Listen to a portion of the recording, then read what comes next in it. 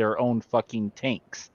You You know what remember I mean? the surge in Iraq when they were like losing control in Iraq and they decided to do the surge to get control of the country? How many troops was that? Was that like 200,000 or something like that, or 500,000? It was some like large number. I don't remember. I suppose we could look it up. Like, what is the max number of U.S. troops in Iraq? 120 would be my guess. IRAQ. The Battle of the Balkans. During the surge, the number of initial average strength grew by 7,000 or 6% to another 9,000. So at its peak, it was 157,800. How big is fucking Iraq? It's like not that big of a country, right? Oh, Texas is bigger than Iraq. Like, Right. I How mean, many Iraqis are there? There's not like hundreds of million. There's like 10 million, 20 million, something like that. I forget that too. How many Iraqis are there? a lot of people forget just how many planes, missile launchers, tanks Iraq had during the first Desert Storm. When we went in there and kicked ass, Iraq had a really, really good army. I mean, they had a lot of shit, and look how quick we completely wiped it out. So Iraq has 39 million people. So roughly, what is that? 10% of what we have. So if you're just going by numbers of people, you'd have to have like 1.6 million troops on soil to hold the U.S. And that's not even considering how big it is, you know? There's just no way. They'd have to have more than that. Well, and especially since like there's a right, like literally, like everyone's got a rifle here, right? Like I've got like 3 of them sitting behind me right now, you know? Like, fuck it, dude. What are you going to do? You're not going to come here. You're going to send rockets. Like you said, you're going to send planes, maybe, you know? You're going to do everything you can do to not have a standing army in the United States. Unless one's invited in. Now, that's a different scenario. That's like, I don't know, our grid is down, our infrastructure is fucked, whatever happened, you know, natural disaster, man-made disaster, whatever it is. And we need, like, UN troops on U.S. soil to help keep the peace, and they're invited by the people want some sort of, you know, enforcement of law or something like that because it's not happening. And it's been happening like that for so long that people are begging for it. Then yes, then there could be a foreign army because they're at least initially welcomed by the people. But anyway, how's it going, everybody? We're live. I went live like a couple minutes early. Whatever. Love me, hate me. Don't try to date me.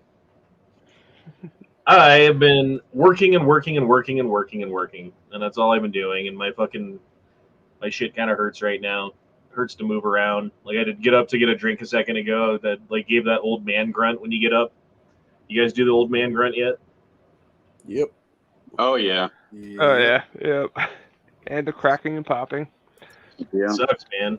Like when you're a kid, you're like, I don't know, like I remember feeling like this after like a football game. You know, like you get home from football, and then the next day you wake up and you're like, oh, like you're all sore and fucking shit hurts for no good reason.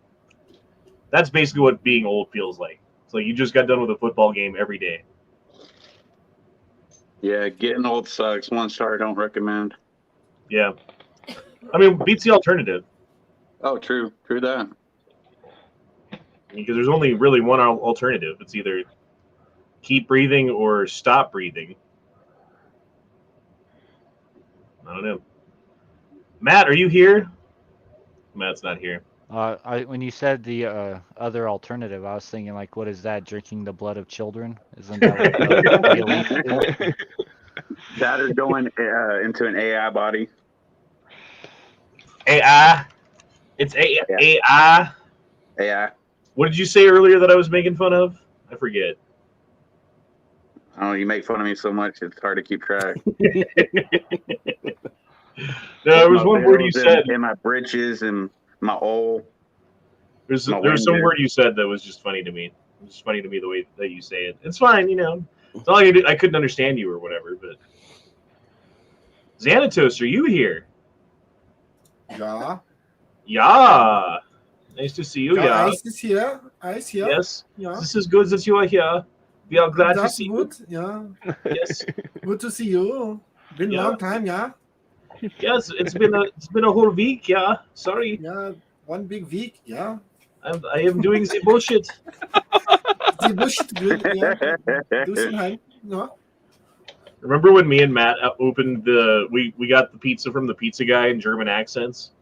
Oh, that was fucking hilarious. Yeah. I'd laughed so hard. I think we all did in the room. That was fucking great. I thought he started to believe it towards the end, and then we shut the door and everyone started laughing. He's like, God damn it, I'm sure. Yeah. Just trying to deliver pizzas, man. We gave him a fat tip. He can't be mad. You know? It's like, fuck off. yeah. Oh, some people gave you money and had a funny German accent. Oh. That's some good shit, too. No. Actually, that was free. Ohio, how are you tonight? I could be better. I went to my MD this week, and I got to get PT on my ankle. You have to get what on your ankle? Physical therapy. Oh. PT. That's what you said. All right. Well, get that shit done. Make it hurt less. Saber? Saber, how do you do? I do well. How are you, sir? I do well myself. I do very well. You were just talking about getting one of your AR-15s completed, yes? Yeah. I'm ordering more parts right now. Actually, as we were talking, doing a Sasquatch build next. With my got the Arrow M5 lower. Sasquatch build. Yeah. Doing a theme. Okay. Yeah, just kind of like I had the Area 51 theme, did the Wolf theme, did the Crusader theme, the Pirate theme. Now I'm doing a Sasquatch one. He's doing an homage to Yankee. No, this one's too. By the ATF, they're just gonna be like, "What in the fuck?" No, this one's to take one out in case it goes into my trailer. Hey, I'd be down for a Sasquatch AR because, like I was telling Saber, that's one of my nicknames. I bet you that's the AR that Yankee would spend money on. Like, if there was like a factory Sasquatch AR, Yankee would probably. Oh, yeah. Dead Horse, how's it going, man? It's going good, man. Nice. What's going down with you? How you been? Good. Just hanging in there. Yeah. Can't have fucking great days all the time, I guess. But as long as they're not bad days, I guess that's cool too. Yeah. I got an appointment in a couple weeks to check on my new friend. God damn, how long does it take to get to a fucking specialist? Because that's what you got to see, right? You got to go see a specialist. It's not just like see a doctor. You got to go see like whatever doctor. Yeah, I got to go see an ENT. One that'll actually not only is an ENT, but also does procedures or surgeries. And you just need like a little miniature surgical doctor's ice cream scoop that goes up your nose. Just. Oh no! I totally want to get recalled, like total recalled. Oh, where they split you open? No, where like in Total Recall, how he sticks that fucking thing up his nose and pulls out that giant fucking round tracking Oh, device. yeah. Okay. Oh, Yeah, dude, that was painful looking. And never enough ammo is nowhere to be found. He's asleep. He does this thing like, "Oh yeah, I'll see you at your trap," blah blah blah. Here, by the way, I found a picture of never enough ammo from high school. You guys want to check it out? Oh god, yeah. Oh shit. Here, hold on. Let me pull this up.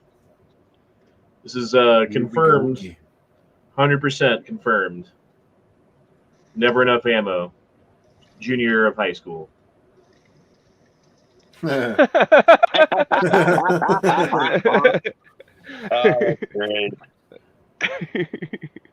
I like the thing too. Would you expect a receding hairline, but you get a seceding hairline instead? Get it? Oh yeah. 6 countries ruled over that head. Six flags over one country. There you go. This one was funny too. Leftists hate the only thing socialism ever produced that actually works.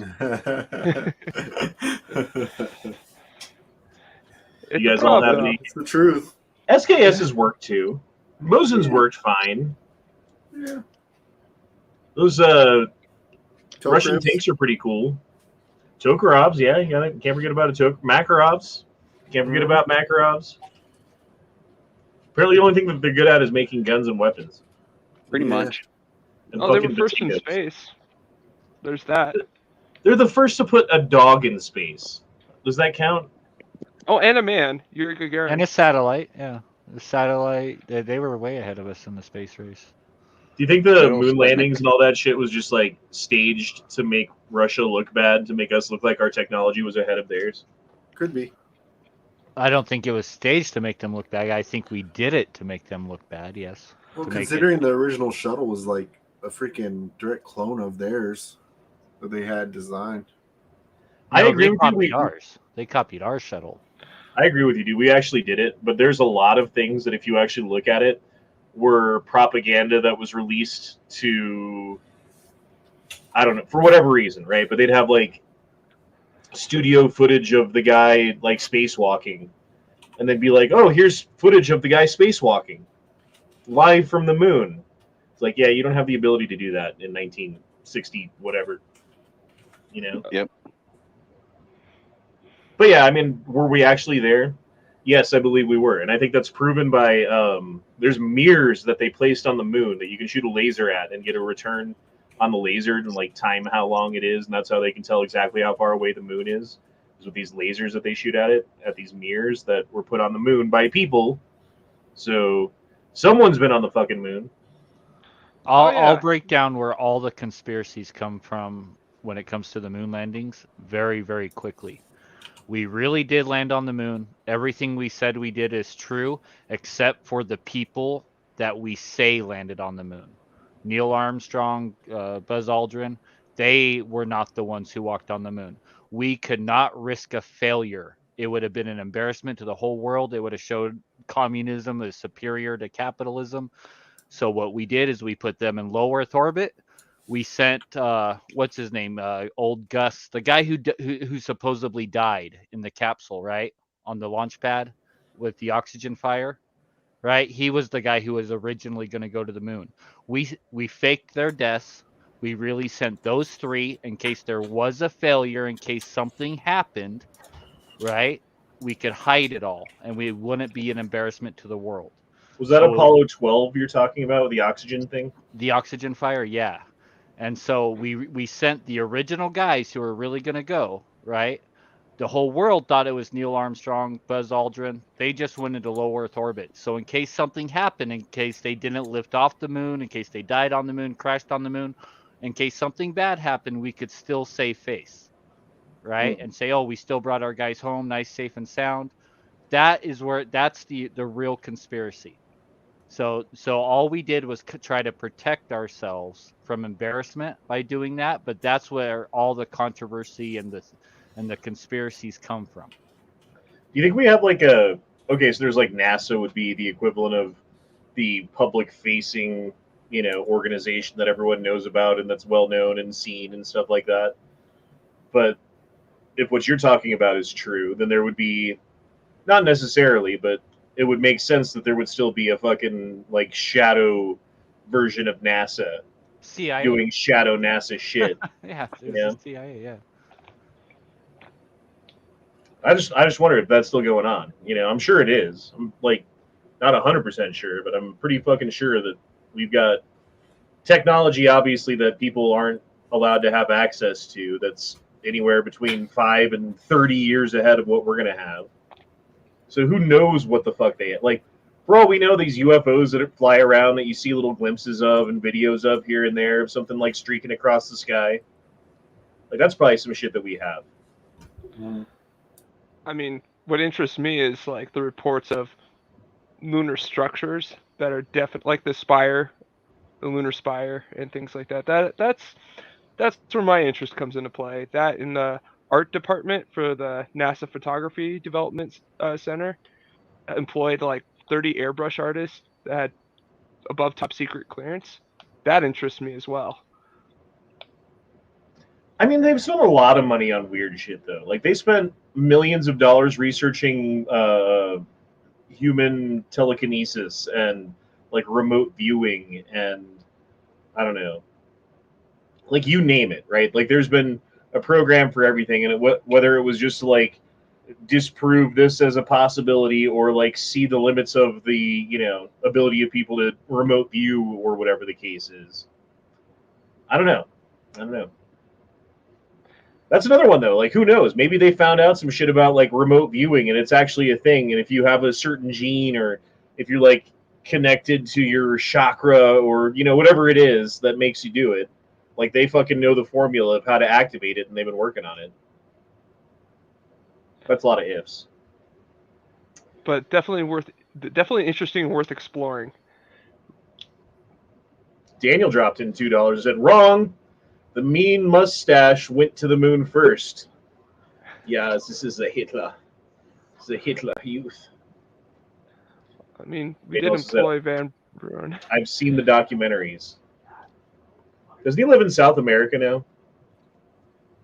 Because there was some shit, I think it was under Trump, when Trump, if you guys remember, did the JFK papers that they declassified or whatever, but that they came out and there were still a bunch of parts of it that were redacted and blocked out and shit like that. And there was part of it that had a report to JFK from the CIA, or maybe, yeah, it was the CIA, about Hitler's current whereabouts and, like, what he's been up to. Now, if you know history, JFK was not president when Hitler was alive, so Yeah. that's kind of weird. I haven't actually read that. Like, I actually really want to read that. That sounds really interesting. Yeah, I mean, it's just like a little bit that it seems like they must have missed or forgotten about or whatever when they were blacking things out, because they, like, totally would have blacked that out if they hadn't. But, like, I don't know, man. That's another thing that kind of pisses me off about government, is how much needs to be secret versus how much is secret. And how Right. much of what is secret because, not because it's like you're going to put something in danger or at risk by having this information out there known to the public, but because it embarrasses you as the in power class, or whatever you want to call them. The world Mhm. power, which is us. Yeah. Like, yeah. So they just, you know, they use the top secret information, whatever that shit's called, as a way to just obscure their own fuck ups. What was I go think ahead. the best evidence that Hitler did not die in Germany by taking his own life is that Russia took his bones, right? Because they burned him afterwards, right? So they took his bones back to Russia and they had him, and I think it was, I don't know how many years ago, but they eventually did a DNA test and it came back as like female bones. So the bones that they had of Hitler in Russia that they claimed were his bones are a woman's bones, not I think his. I remember that when you're talking about it. I remember that was like years ago they did that, right? Yeah, years ago, right? Right. So, Okay. but Yeah. I think that's the most compelling evidence is that, maybe they were Ava Bronze, but if there was two burnt bodies to the crisp, like, wouldn't they take both piles of bones, right? Like, Right. how would they mistake the female pile for the male? Why would they only take one and just guess which one's the male or female if they were that badly burned? That just doesn't make sense to me. But the only bones they have that they claimed were Hitler's for like 50 years ended up being female. So Yeah, I do remember that. They were like, "There's no way that this could be Hitler," and they were like speculating at the time that it could have been some kind of a mix-up, like over the years or something, that they actually have Hitler's bones. But, like, that's exactly what they would say if they didn't have Hitler's bones too, isn't it? well, I Mhm. don't think that'd be something you would misplace, right? like Right. like Yeah, that's true. Although Yeah, I I am happen to more have curious. Hitler's skull in the basement. Yeah, it's like, oh no, it's next to the other war criminal, who I thought it was. It's kind of like the Osama bin Laden's body being dumped in the ocean, right? Anybody Right, really that's buy another that? bullshit one. Like that's Yeah. another one that there's more to it than we. I don't know if it's bullshit or not, but like what we've been told and what is actually true are two different things. First of all, what was the SEAL? It was SEAL Team 6 that took him out, Hmm. Yes. and like all of those dudes who were there on that raid are dead now. Like every single one of them in one way or another, which statistically that's like crazy that that would happen. First of all, so there might be something else there, and then second of all, like All the but one. story of how right? they found All but him, one. like what happened to his body afterwards, all that stuff is just kind of fishy and doesn't That- quite add up. No, the story about burying the body at sea actually makes perfect sense because in the Islam religion, they have to be buried after death within like 72 hours, right? And they were really afraid of making him even more of a martyr by not following those traditions, right? So like they didn't want to make the entire Islamic religion and world like super mad at the US by, upsetting them over a dead guy's body basically. So that does kind of make I could see them being kind of touchy about that and being like, hey, we have to, but taking a DNA sample or something like that, like where's that at, right? I would have Right. expected them to do better, some photographs, a DNA sample. I would expect to see that. But the burying the body at sea actually makes a lot of sense because we don't want to upset like 1.6 billion Muslims, right? Like, I mean, to be fair, aren't they already pissed? Exactly. So Yeah, well, not I all mean, of them. No, not all of them. There's a certain amount of extremists that are already pissed, but we didn't want to piss off the rest of them, right? okay. Speak for yourself, rest of America. I'm hosting a Muhammad drawing contest. No, I'm just kidding. Oh man.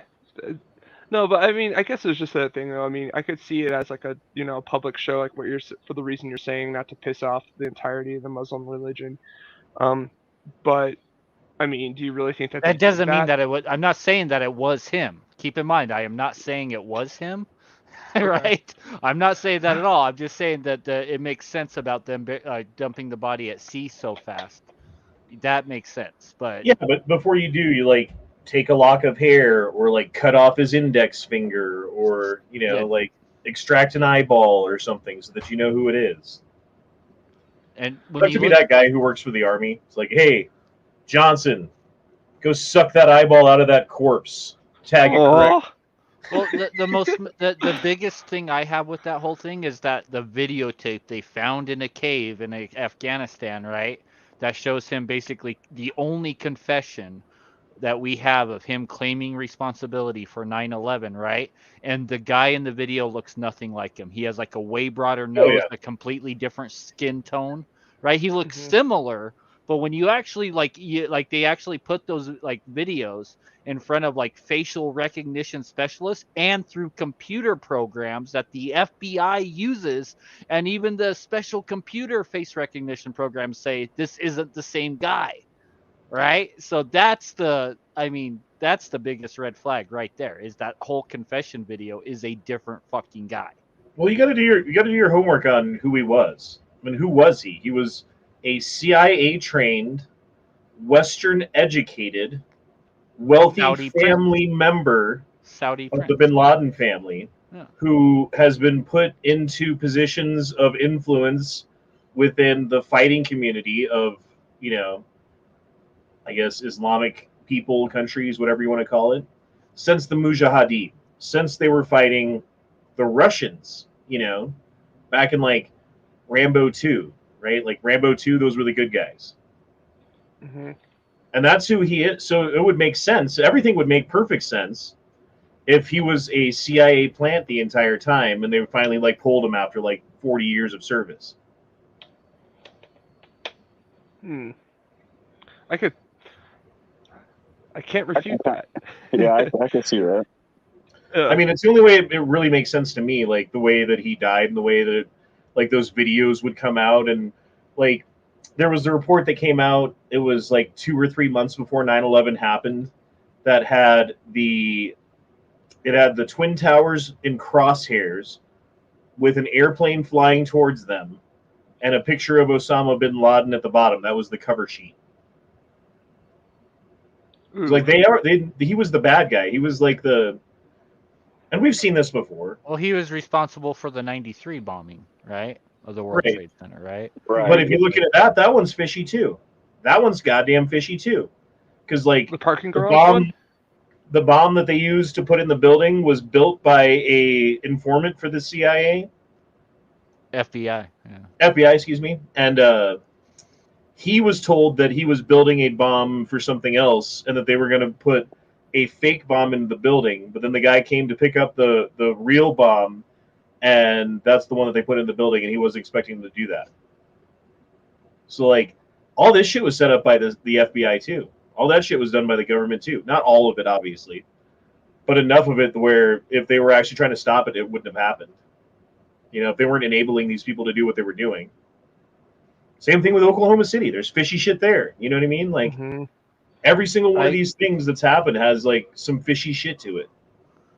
I think Osama bin Laden was an extremist. He was a bad guy, right? I don't think he was alone in doing the 9/11 attacks. I 100% believe Saudi Arabia was behind it to cripple our economy, to keep us on the oil standard, and to make lots and lots of money because of all those trades went down. You know, especially like if you look at all the trading that happened with just the airlines involved, right? How their stocks plummeted. Just the airlines, all the trading, that all goes back to Saudi Arabia. The guys who supposedly hijacked the planes, they have bank account info showing that Saudi Arabia was paying them, right? They were Saudi Arabian intelligence. It was 100% Saudi Arabia. And that's where Osama bin Laden was from. Those were the missing pages from the 9/11 Commission report. The redacted pages that were later released years later. Do you guys know about that? Yeah. Yeah. Well, we had senators that actually got to read those, and the one senator was the senator from Montana. He's the one who actually straight out and said on camera, Saudi Arabia did 9/11, right? And when a senator comes out and says something like that on camera to the media, and it gets hushed under the rug, and hardly anyone's ever even seen that or even heard of it, but look it up. It's that got like that. I mean, that tells me all I need to know right there. Because a senator's not going to just throw out something like that whimsically unless he has a lot of proof behind it. Well, the 9/11 Commission report, though, it's just the timing of it, like, because it was like the day it happened, wasn't a day before they're going to have that accountability of that $1 trillion the Pentagon lost. 2.6 trillion, right? Like 2 point, yeah, okay. I knew it was some outrageous number, and they're having an audit. said that the day before. Yeah. Well, and that was, if you guys remember, at the time, almost as much as the national debt. Yep. Like, we would have had basically no national debt if it weren't for the Pentagon, like, just blowing money at whatever they were doing, you know? I don't know, it's crazy. It's crazy how all this shit works and how it all ties together. And it's like this intricate web of things that you have to spend years, like literally years of your life, researching and understanding and like building a map of how it works in your head. And then, but the thing is, once you see it, once you know it's there, and then something new happens, you can see how it connects into the web. You know, you kind of see how it works without even knowing anything about it, which is weird. So you look like you're crazy because you're saying these things that you can't possibly know. And then like 3 years later, they're like, whoa, Honda was right. Like, I mean, not all the time. I've been wrong about shit for sure. But yeah, man, I mean, we're really in a downfall of our society. Who knew that in like the late 1990s, like 1998 to 2001, let's say, that was the height of our entire society. That was the highest that it ever got. Because it, like, after 2001, it started, like, we lost freedoms, we spent more money, we did all this shit. Society started going down, standard of living started going down, like, everything started changing in, like, 2001. Mm-hmm. It's just weird to think about. Like, we were talking about the mall earlier. Like, you guys remember going to the mall when you were a kid? Oh, yeah. It was the place to go. That's where you met chicks. That's where you got food. That's where you bought clothes. That's where you learned what was in style. You know, that's where you hung out when you had nothing else to do. That's where the arcade was. Hey, fuck you too. Go to the mall now. Go to the mall today. It's like a sad shell of what it used to be.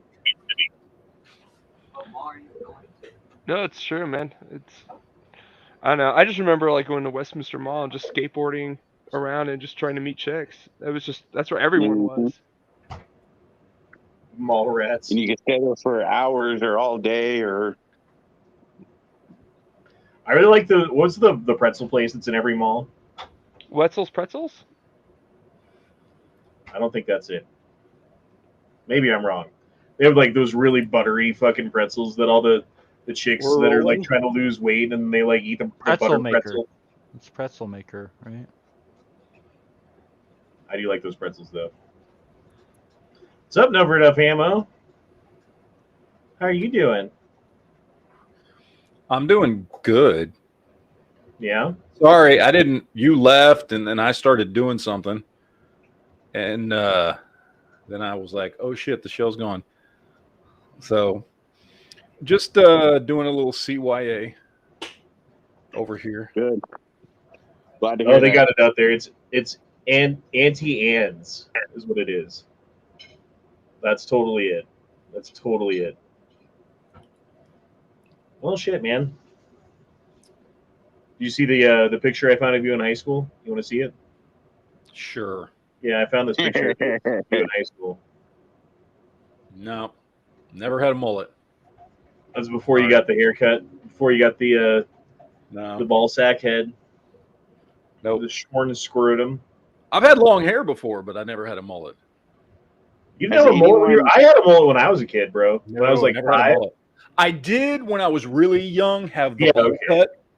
I had the bowl cut. That was one that I had when I was a kid. But never a mullet. No, I was never. See, I had the bowl cut when I was even older than a little kid, but I definitely had a mullet when I was like 4 years old. When I was older, I guess it was kind of a bowl cut because, you know, it was like fucking just shaved all around the sides and the back.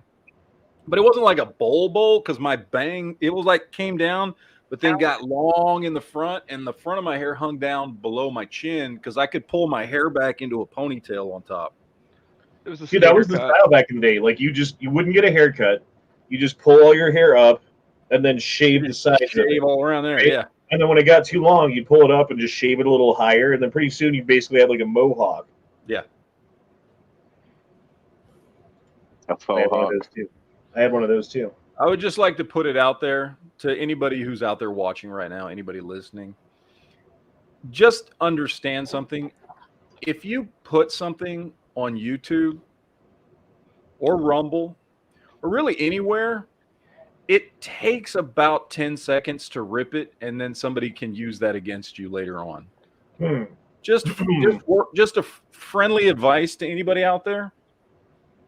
So be careful what you post in case, I don't know, somebody may decide that, you know, they don't appreciate all your threats and harassment, and they decide they're going to call the cops on you and report you and use all your videos you posted as evidence because you maybe have just crossed a line and they're fucking tired of it.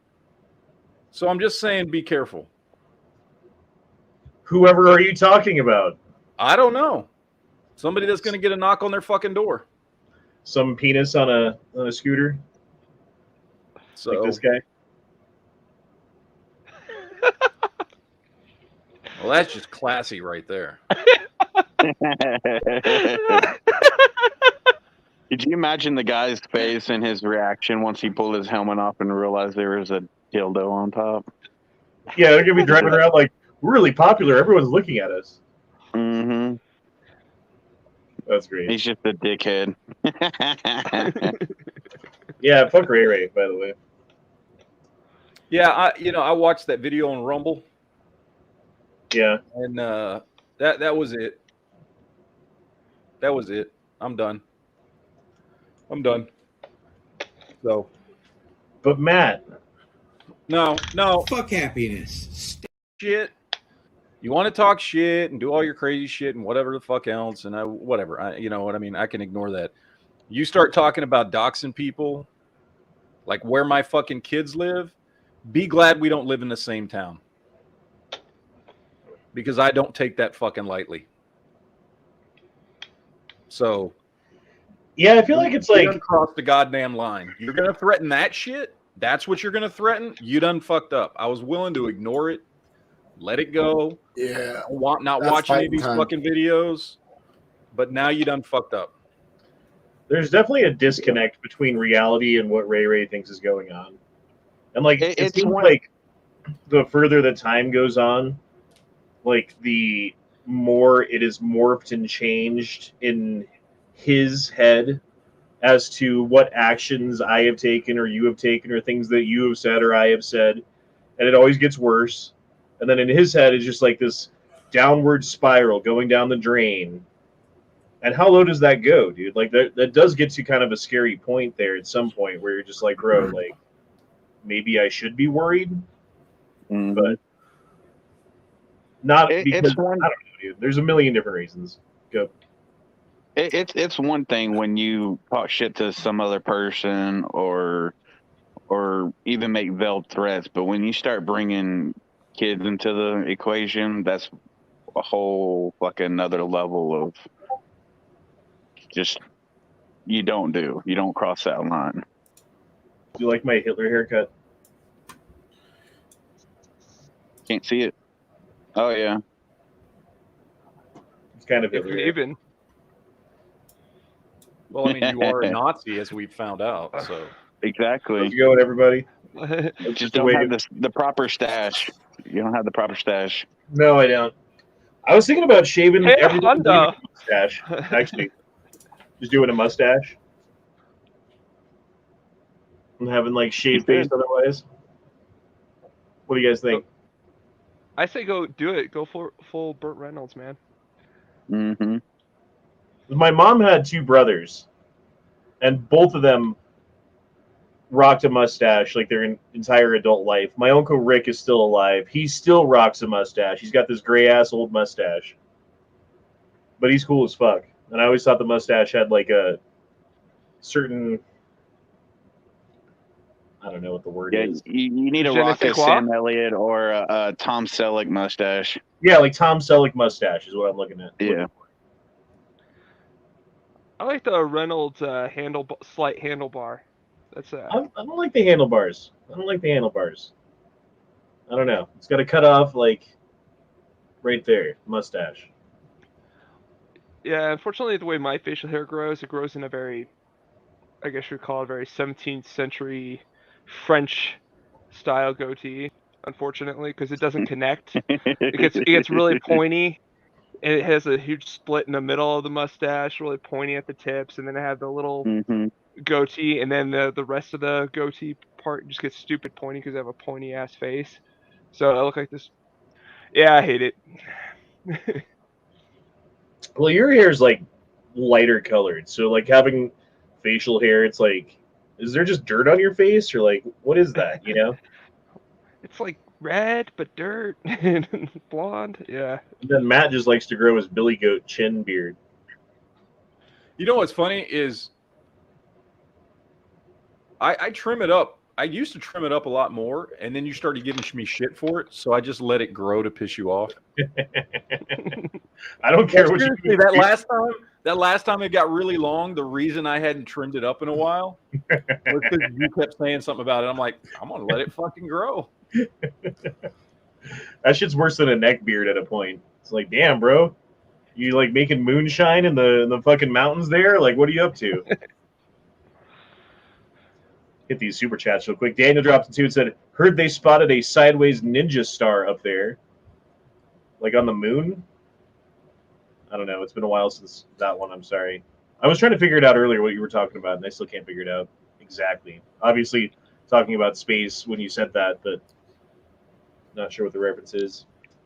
Also dropped in too and said, "You applying for the job to replace Tim Pool? Is Tim Pool really retiring? Is that actually happening? Does anyone know?"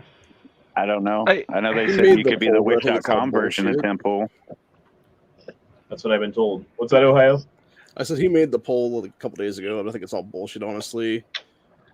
Because he's having that whole thing with Jeremy Hambley from the Quartering over Eliza Blue and stuff. Well, yeah, and then Sydney Watson released that video that she's stepping back, and she's on her and Jeremy have that podcast they do together. So I don't know what the fuck's going on in that arena. I mean, he's got like retirement money, and it's hard if you have enough money to like retire comfortably and basically do whatever the fuck you want. It's like every ounce of work that you do from then on has got to be kind of like you're welcome. You know what I mean? Like, I don't have to do this. I can quit whenever I want. And Right. shit starts to get hard. People start giving you shit, whatever it is. I'd have a hard time keeping going too, keeping the motivation, especially doing like as many videos as they do a day or whatever it is. You know, like that's your job. That's what you're doing all fucking day long, like 5-6 days a week, whatever it is. It gets pretty old, man. Honestly, like even doing a couple of chats a week, sometimes I get kind of burnt out on it. I gotta like, I don't know, take a night off here and there. It's not bad. It's not like it's like a hard job or anything. Just sometimes you just don't want to fucking talk, you know? Sometimes you just want to sit on the couch and watch a fucking movie or whatever. Mm-hmm. Other times you like can't wait to get on, you know? Sometimes it's the other way too, but yeah. So where do you land on this whole Eliza Blue situation? Like, what's your interpretation of what really has gone on with her being? Do you think she was trafficked, or do you think she was kind of like the Maxine Ghislaine, whatever, of I don't know. Hollywood? I honestly don't know enough about this bitch. Like I Oh, know gotcha. that there's speculation that she's a Ghislaine Maxwell type of person who's been involved with actually trafficking other people, but then she's like disguising herself as a advocate for the trafficked at the same time. It's like kind of a weird position to be in, but it would make sense, right? You always accuse your opponent of doing exactly what you're doing. So if you're going to be an advocate for something, you know, oftentimes it's like why is there a child molester who's a priest? It's like, well, it makes sense. You know what I mean? Same kind of shit. Mm-hmm. Oh yeah, no, absolutely. And I think, because Jeremy had, oh god, I forget her name. Anyway, she had receipts, allegedly. But it's, again, all of it's like comes down to like hearsay. I don't know. It's really frustrating because you just want the truth of the situation, and especially something like where it involves minors being sex trafficked in Hollywood. That raises, that's very concerning. And when you have people obfuscating or lying about things like that, because then it detracts from the real victims. Hey, Xanatos, are you there? Ja. When did you stop trafficking children? Oh, Ja, I stopped at like two days ago, senor. Never. Never. There's no good way to answer that shit. No. Like Matt, when did you stop beating your wife? When she learned to make a sandwich right. Yeah, he I didn't know we were supposed to stop. What? Yeah, I mean, your ex-wife, I guess, that doesn't count. Good Light Garrett says, the ex-wife just couldn't handle it. That's why. Anyone should I build right, my Honda, Suzuki? if you're curious, I left a comment on that video. Uh-oh. We'll look at that in a second. Hold on. Let's do these super chats real quick, because this is an interesting question. Should I build my Suzuki Samurai or sell and buy a CJ7? Ooh. Suzuki Samurai. Samurai. Yeah, Suzuki Samurai. Well, okay, Sure. so a CJ7. Okay, so here's the thing: as a Jeep guy, I'm obviously gonna land on the CJ. And plus, also it's about parts availability. But like, I mean, do you want to deal with the Jeep problems? I mean, that's the thing about being a Jeep. Yeah, there you go. There's a CJ. And let's look at a Suzuki Samurai. I would say Samurais CJ7. are awesome. They're worth so much money. Like, they're worth so much money. Whew. Samurais are really cool, but like, I'm gonna go CJ7 just because I'm a Jeep dude. My advice to him, he asked me last night, my advice to him was it depends on what he's willing to do. He's already got the samurai, and there are some badass samurais out there. You can do a lot with those fucking things. They are great little foundations for some awesome little vehicles. So, I mean, it depends on how much you're willing to keep going on the samurai versus what you're going to spend on a CJ.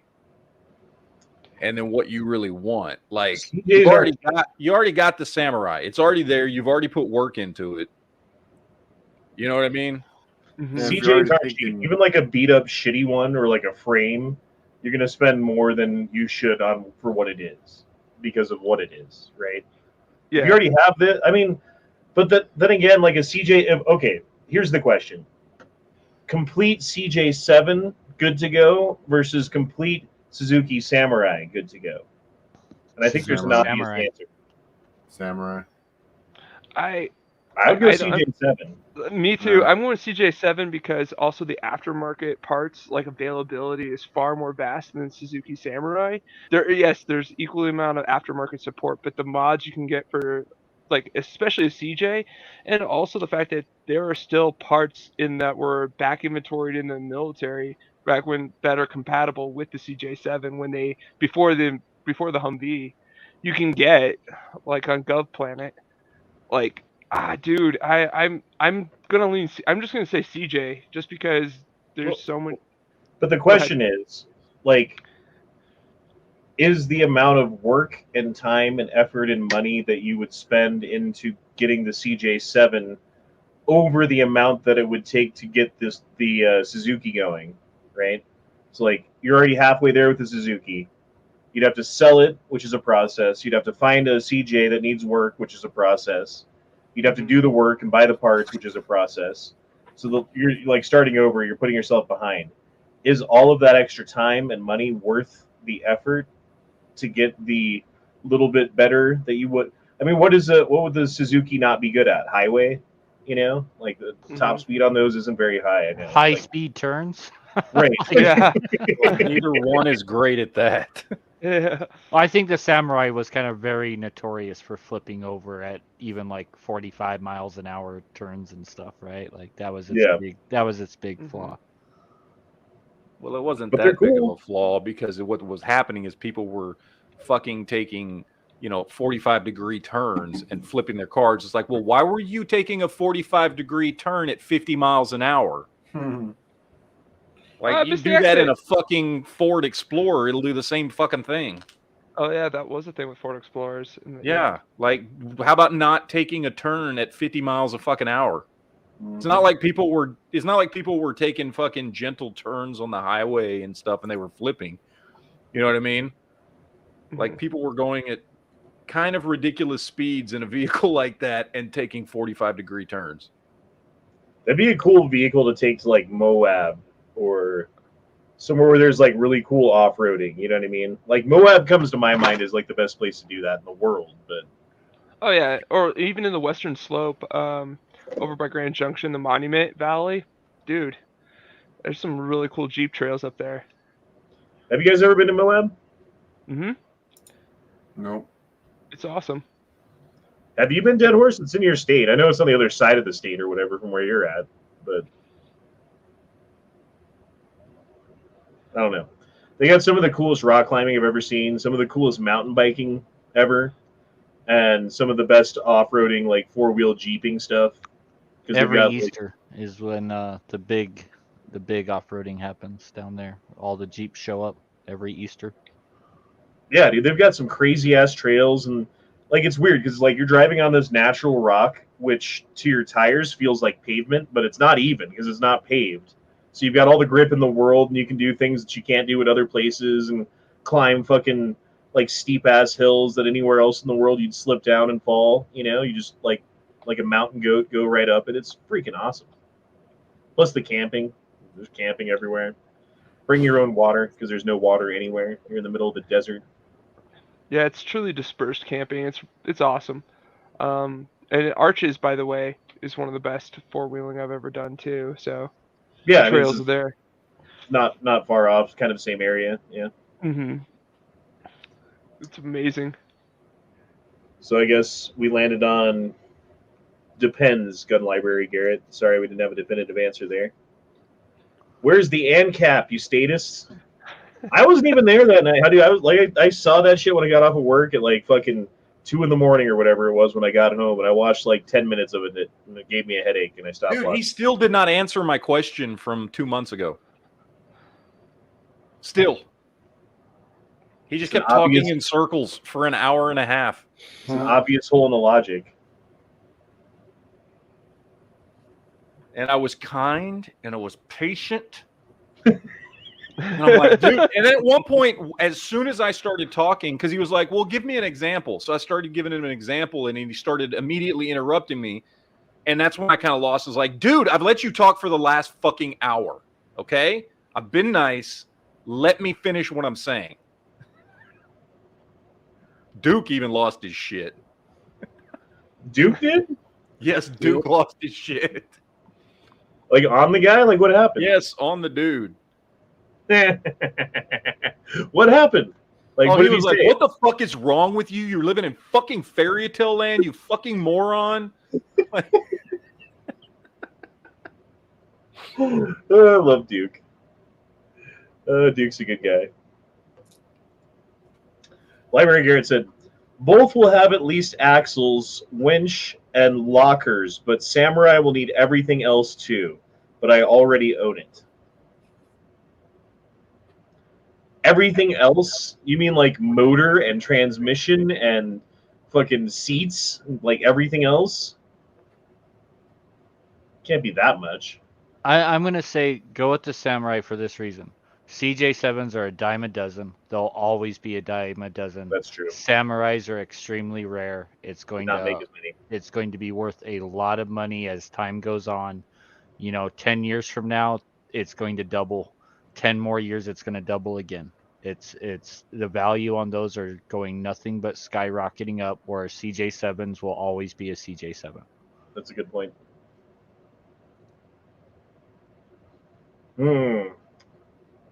I like Suzukis. Suzukis in general are cool vehicles. I mean, they're not like the most high quality cars, but the motorcycles are badass, dude. Now, And they're if I didn't already have a Samurai, I would probably choose the CJ7, right? But if I already own that thing, you better believe it. I would build it. Yeah. What is the top speed on it, by the way? You already have one? I didn't know that. 85 miles an hour, right? On a Samurai, I think they only got up to like 80, 85 top speed. I guess that's about as fast as you need to go.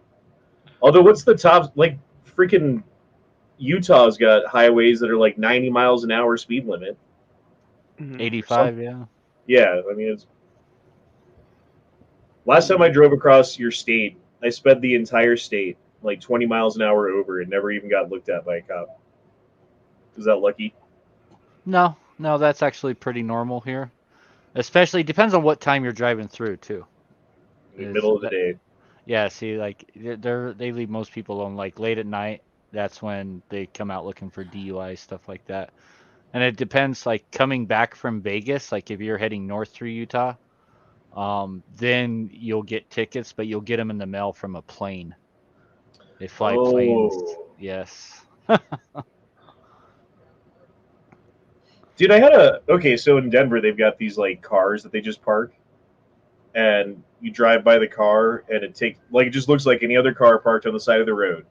But it's got like tinted windows and you can't see in it, and inside there's cameras and bullshit and electronics, and they're speed trapping you, and then they take your license plate down and send you a check, and not a check, but a ticket in the mail that you got to fucking pay for. Well, I got one of those, and I never paid for it. I just, like, the letter got lost in a pile of shit, and I didn't ever fucking open it up. And then it was like a year later, I go to get my license renewed or whatever it was that I had to go to the DMV for. And they're like, oh, you have this ticket, by the way. And I'm like, no, I don't. Like, I don't know what the fuck you're talking about. Oh, don't worry. We just, after a month, if you don't pay for it, it just goes away.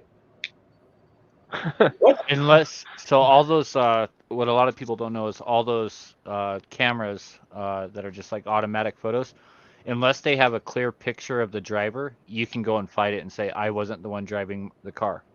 And then they're like, who was? And you're like, I don't know. That's not my job. It's your job to find that out. And that's literally all you do. And you'll be found not guilty every single time unless Right, they and have a they've clear picture of you driving it. and they've learned that over time is that like, hey, these shits don't stand up in court.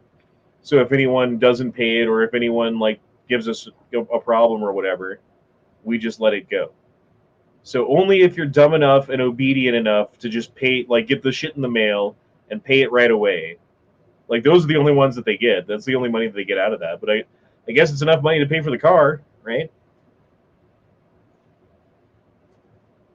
Anywho, oh, another super chat from Josh T. Thanks, man. Forget both of those options. Get yourself a Silverado and mount a 50 cal in the back. First off, it's a Toyota truck. I was Okay. going to say Toyota. You get yourself a Toyota Taco, and then you mount the 50 cal. And then go drive around the soccer stadium. I want the Toyota truck from Back to the Future Part 1. Ooh. The ones that 4x4. They're not even in the American market. They only came out in like Japan or whatever. It's like getting one is a huge pain in the ass, and they're way more money than they should be, but they're fucking cool. Hell yeah. All right. Well, there's that. Then you have this. When you realize that if they defund the police, then they can't enforce gun laws. You know, I'm something of a progressive myself. Yeah, except for I think the real subversion is like, defunding local constabulary and then instituting a federal one in place of it. That's the scary part. I don't know, dude. Like, where do you guys think we're going? Are we going, like, the future of this country is going to an anti-gun, go against people who have guns, use the force of the government to stop people from having guns, eventually go not door to door, but onesie twosies, piecemeal, come after everybody who still has a gun and take the guns away? Or is it just going to be like pass laws and don't allow for transfers, and then basically grandpa dies and that's the end of it? But you're grandpa, like I'm grandpa. I actually think it is. Honestly, I think it's both. I think it is incrementalism, like you were talking about, with more and more confiscation. But the thing is, like once they say they fully empower, like ATF or FBI to, knock on doors, be like, hey, we hear you have non-compliant devices, and most people like boot and be like, yeah, go ahead and confiscate or imprison, which even with the local PD is done in California. And then on top of that, not allow transfers. I see it as both happening. I say yes, as long as we have people in power that are heavily invested into private prisons and private security, then yes. And like the Clintons, all those guys, Bilderberg Group, like heavily invested in private prisons, private security firms, stuff like that, then yes. If we get rid of those people out of our government, then no. I saw some shit that they were foreshadowing a mass shooting event for the Super Bowl. Yep. Did you guys see any of that? Ohio said what? Yep. Tell us about it, Ohio, if you know. I don't know much about it. So I think it was Legally Armed America did a video that he got from he was talking about one of his subscribers to send him info. I guess that there was ATF in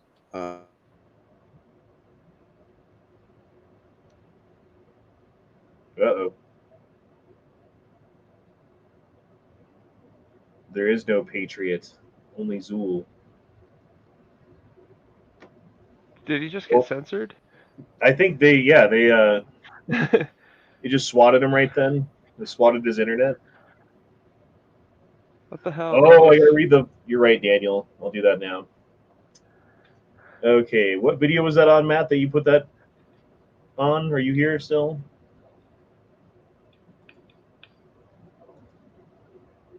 No, not that one.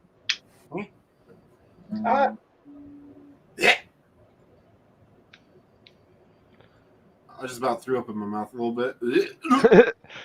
I'm gonna get another drink. I can't handle him. I wrote the meanest shit, but I'm all fucking blocked, so you'll never see it.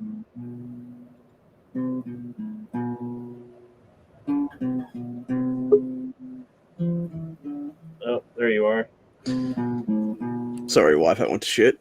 I'm not sure where I cut out at, but yeah. So Legally Armed America had done a video sent to bonus subscribers or whatever that was talking about Arizona. The ATF was down there, and they were talking about mass casualty / mass shooter event possibility at the Super Bowl this year. So they're basically getting ready for a mass shooting event at the. Yeah, Super- but that's nothing different than the last 20 years. Well, so so it's the very last 20 years, we've had snipers at every single Super Bowl. We've had just the biggest amount of security at any sporting event. Like, that's been a thing for the last 20 years, at least, right? The coincidental thing about it is, though, I don't know if you all remember HR 8, the one that they were trying to push through Congress a couple years ago that would basically ban all private sales. They've now reintroduced that in the past couple of days by that rhino sack of shit, Brian Fitzpatrick, out of Pennsylvania. He was the one that resubmitted it as, I think it's like HR 1475 or something now. So it is very coincidental that happened like right before this happened now. Matt, Yeah. what video did you put that on? The Your one that comment? says I curse never enough ammo.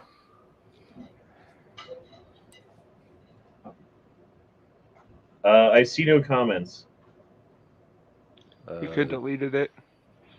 Or you're blocked. If you're blocked, then it doesn't show up. Oh, maybe that's what it is. Maybe he blocked me. What did you write? What did you write? Stuff. Tell us, Matt. Read it to the class. Oh, Jesus Christ. I wrote. Well, I guess if it's blocked, then he can't even see it, huh? I don't know how that works. I don't know how that works either. I'm not even sure anyone that I've ever blocked has commented on anything I've ever done, but I don't think I've seen it. I wrote, this video is full of lies and yet another example of how insane you are. And now you're once again threatening to call the FBI on me. For what? I have no idea. And threatening to dox me on Rumble where my children live? Are you fucking serious? And I said, it wasn't about talking to Duke, Angry, or Honda that got me to stop talking to you. It was this shit.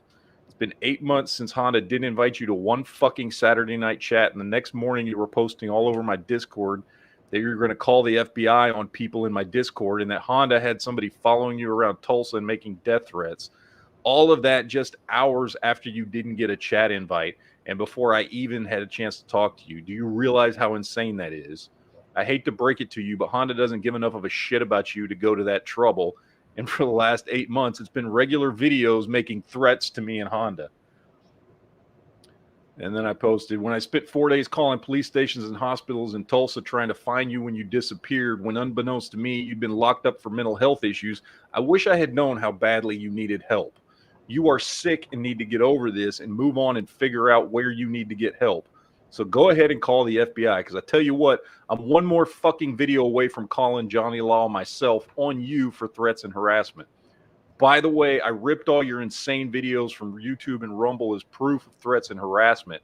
I just hope you take my advice, stop this, get help, and I never have to use your videos against you, because we were friends and I would have done a lot for you, but that time has passed. Let it go before I have to do something I don't want to do. Goodbye. That's what I wrote. And this feels like it's like escalating. We got like Russia and Ukraine going on right now. One more fucking video, man. That's it. I don't know. I might even do it anyway. I don't know. I ripped like 26 fucking videos or 28 fucking videos of him acting fucking insane, most of which involve threatening you or me. Most of them are about, dude, he fucking hates me. I wish I had someone that I could blame all my life's problems on, like everything that's gone wrong in my life. If it wasn't for you, Joe, you son of a bitch.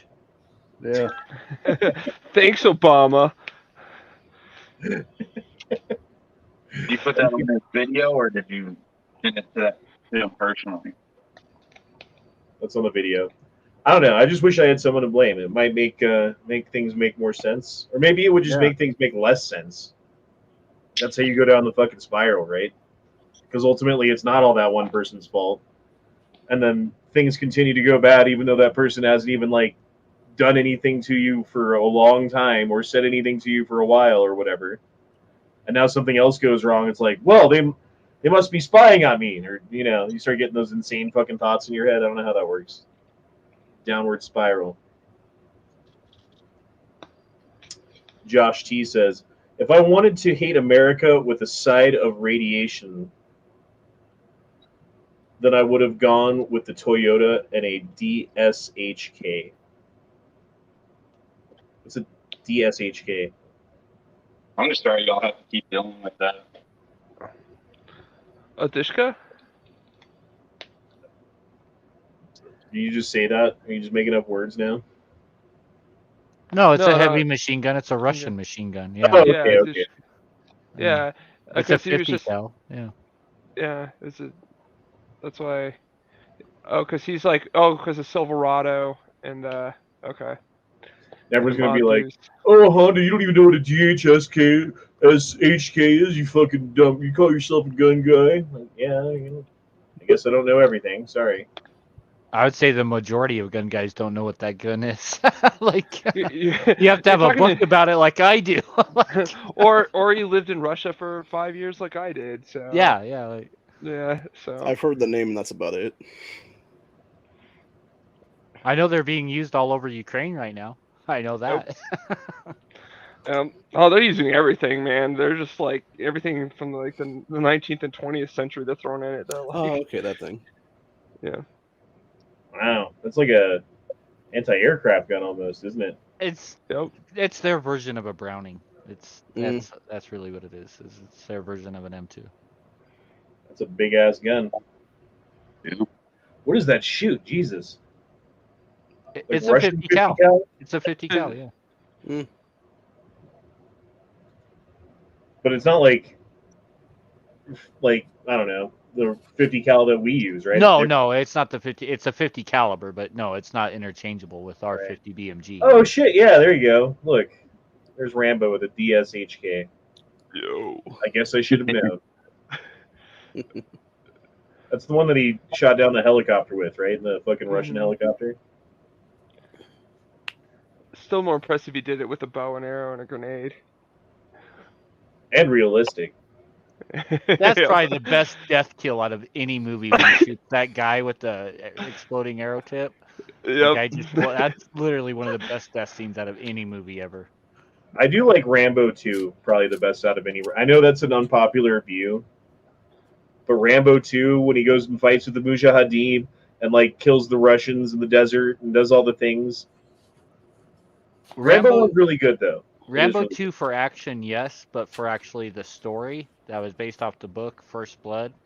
Oh yeah. Overall, because like First Blood really actually had like a real story behind it. And if you've ever read the book, you'll know the book's like 10 times better than the movie because it just goes into so much more detail.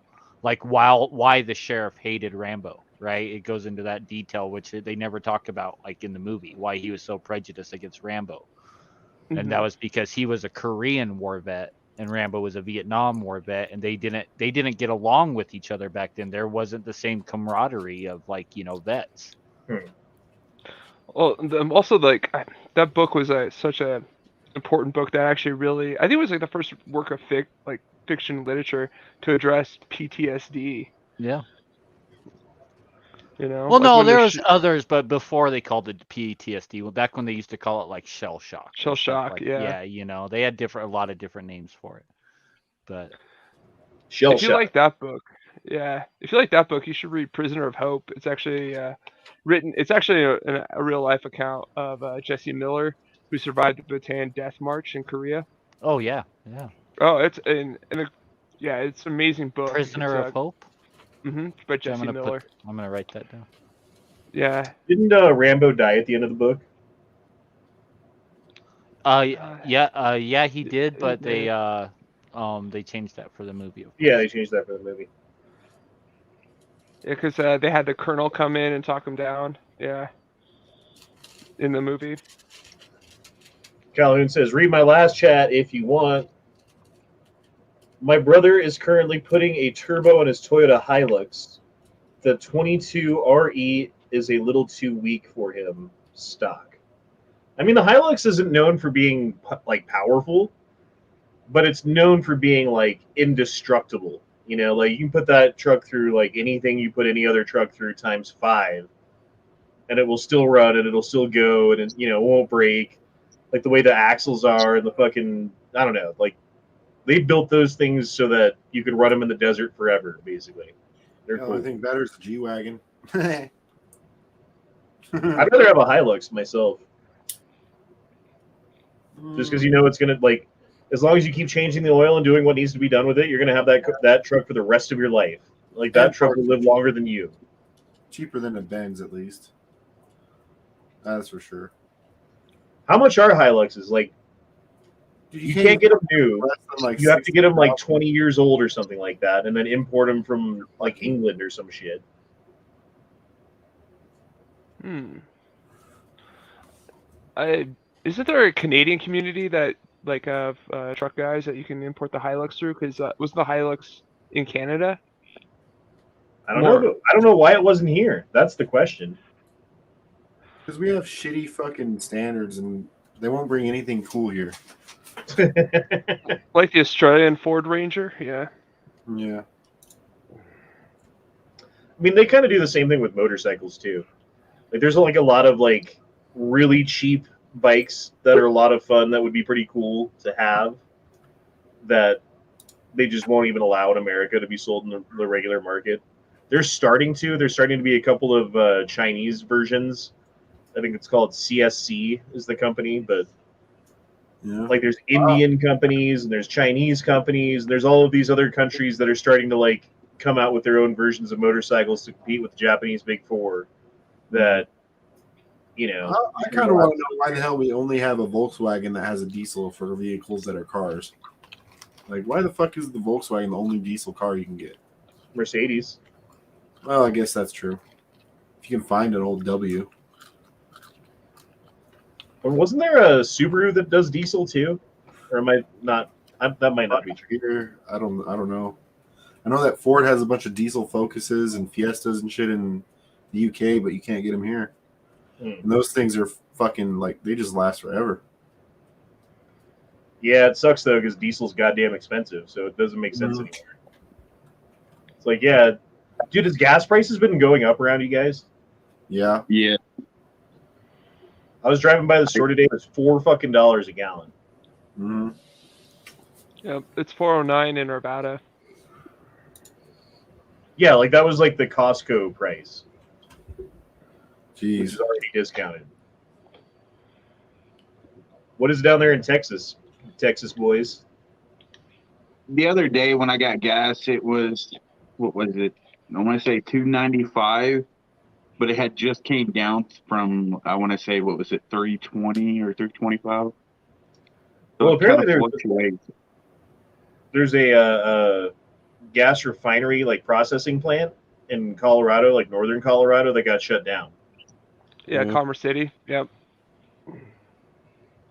Now, why they shut it down, I'm not sure. Was it for environmental concerns? Probably.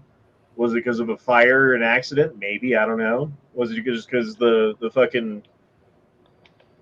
lease ran out or something weird? I don't fucking know, dude. But they shut it down.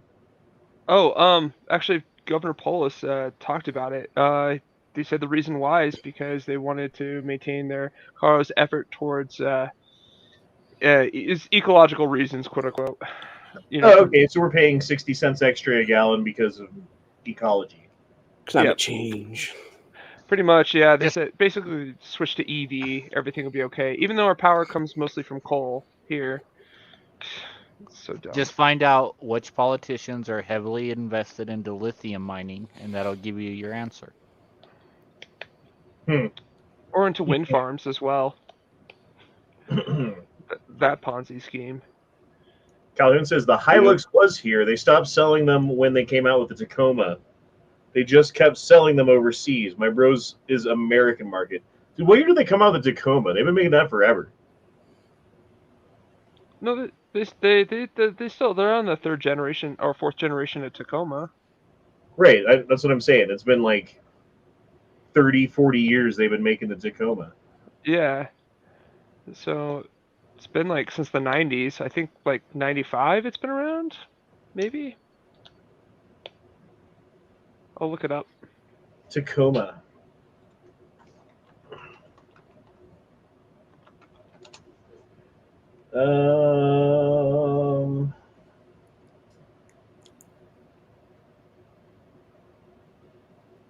Oldest year.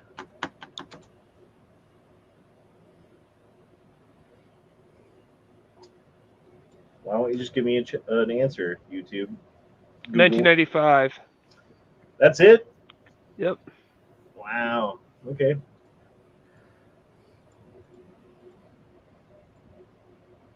There we go. Can't go wrong with a good Toyota. Even long, long ago, in a galaxy far, far away, the most evil thing in the known universe was a politician. Mm-hmm. Yeah. Exactly. No, no. When a cop on a motorcycle gives you a ticket for no seatbelt, you realize it's not about safety. Oh, it's so true. Dude, one time I was speeding on the highway, probably going like 15 over, something like that. And I look over and I see the motorcycle cop with his radar pointed right at me, getting on his bike to like come after me. And I'm like, ah, motherfucker, I'm about to get a ticket. So I start pulling over to the right, getting ready to pull over. And he has to like cross like a little median area to get to the road. And as he was doing it, he sped up and hit a big bump and bumped himself off the bike and fell down in the dirt. And I laughed and I hit my gas. I'm sorry. Sorry to say. I mean, he wanted to fuck with you, but the universe said no. Today, I fuck with you. That's just fate right there. Exactly.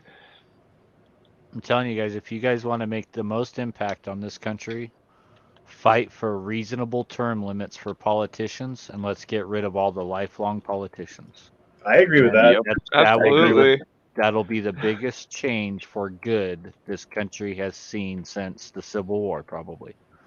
Like, Dude, and who would be for not allowing that to happen? Like, who's fighting for the politicians? Nancy Pelosi to stay in power? Nobody. Yeah, exactly. The That's ones in power, yeah. Or the future politicians like gender studies majors. You know, like what other job could they get besides That Cortez chick, that bartender chick, right? Yeah. She's got a degree in economics, but knows nothing about the economy. Well, that's what happens when you sleep with your professor to get, past the class. Is that how she did it? She just Yes, sucked her that's dick how all. she did it. She's a monkey just grabbing dicks all the way to the top, Pretty much. climbing the tree. I mean, have you seen the pictures of Nancy Pelosi? Like even like when she was at the White House with JFK when she was like 16, like going to like this like young future politicians ball or whatever it was, like young Americans ball or whatever. Mm-hmm.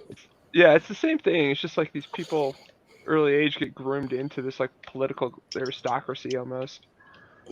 Oh God, have you guys talked about the Paul Pelosi thing? What about it? Just the video that was released. Does that look like that was a normal like breaking and entering to you when the cops answered the door? Like it looked to me like he knew it was the guy. very weird because like he shows like okay, first of all, who opens the door? The dude's got a hammer that he's fighting for in one hand and a drink with ice in it in the other. They open the door. They're both smiling, like shit-eating grin on their faces when the cop's looking at them. And then they start struggling over it all of a sudden because the guy I don't know what happened. Like, why wouldn't you drop your drink, first of all, at some point? I don't know. They knew each other. Like that was a lover's quarrel. Like that 100%. That was a lover's quarrel. They knew each other. That's not some stranger. I'm telling you. It is weird how much he's been in the news though lately because he just got that DUI also. And then I don't know, like when they were doing whatever it was, State of the Union, or I think it was like he was standing up and everyone was giving him like a standing ovation. Like he went from like DUI guy to like hero in 3 months flat somehow, while getting hit because you got hit in the head with a hammer with your gay lover. Yeah, exactly. On top of that, it's once his investments and also that coincided with basically policy making. It was like kind of insider trading accusations start flying around. All of a sudden, Yeah. that stuff happens. Interesting. Well, they made it okay. So I looked into this. It is illegal for Nancy Pelosi to use insider information and go home and use her own personal trading to trade her own money to make a trade for something that will make money based upon what she knows is coming in a bill or whatever in like a week or a month or whatever it is, right? Mm-hmm. However, they did not make it illegal for Nancy Pelosi to go home, talk to her husband about the bill that they just passed, and then her husband to use that information to go buy something or do whatever and trade money. Like this shit's so fucking dirty. Mhm. DC is the dirtiest fucking town in the world, probably. Like it's like Sodom and Gomorrah. It's the weirdest place I've ever fucking been.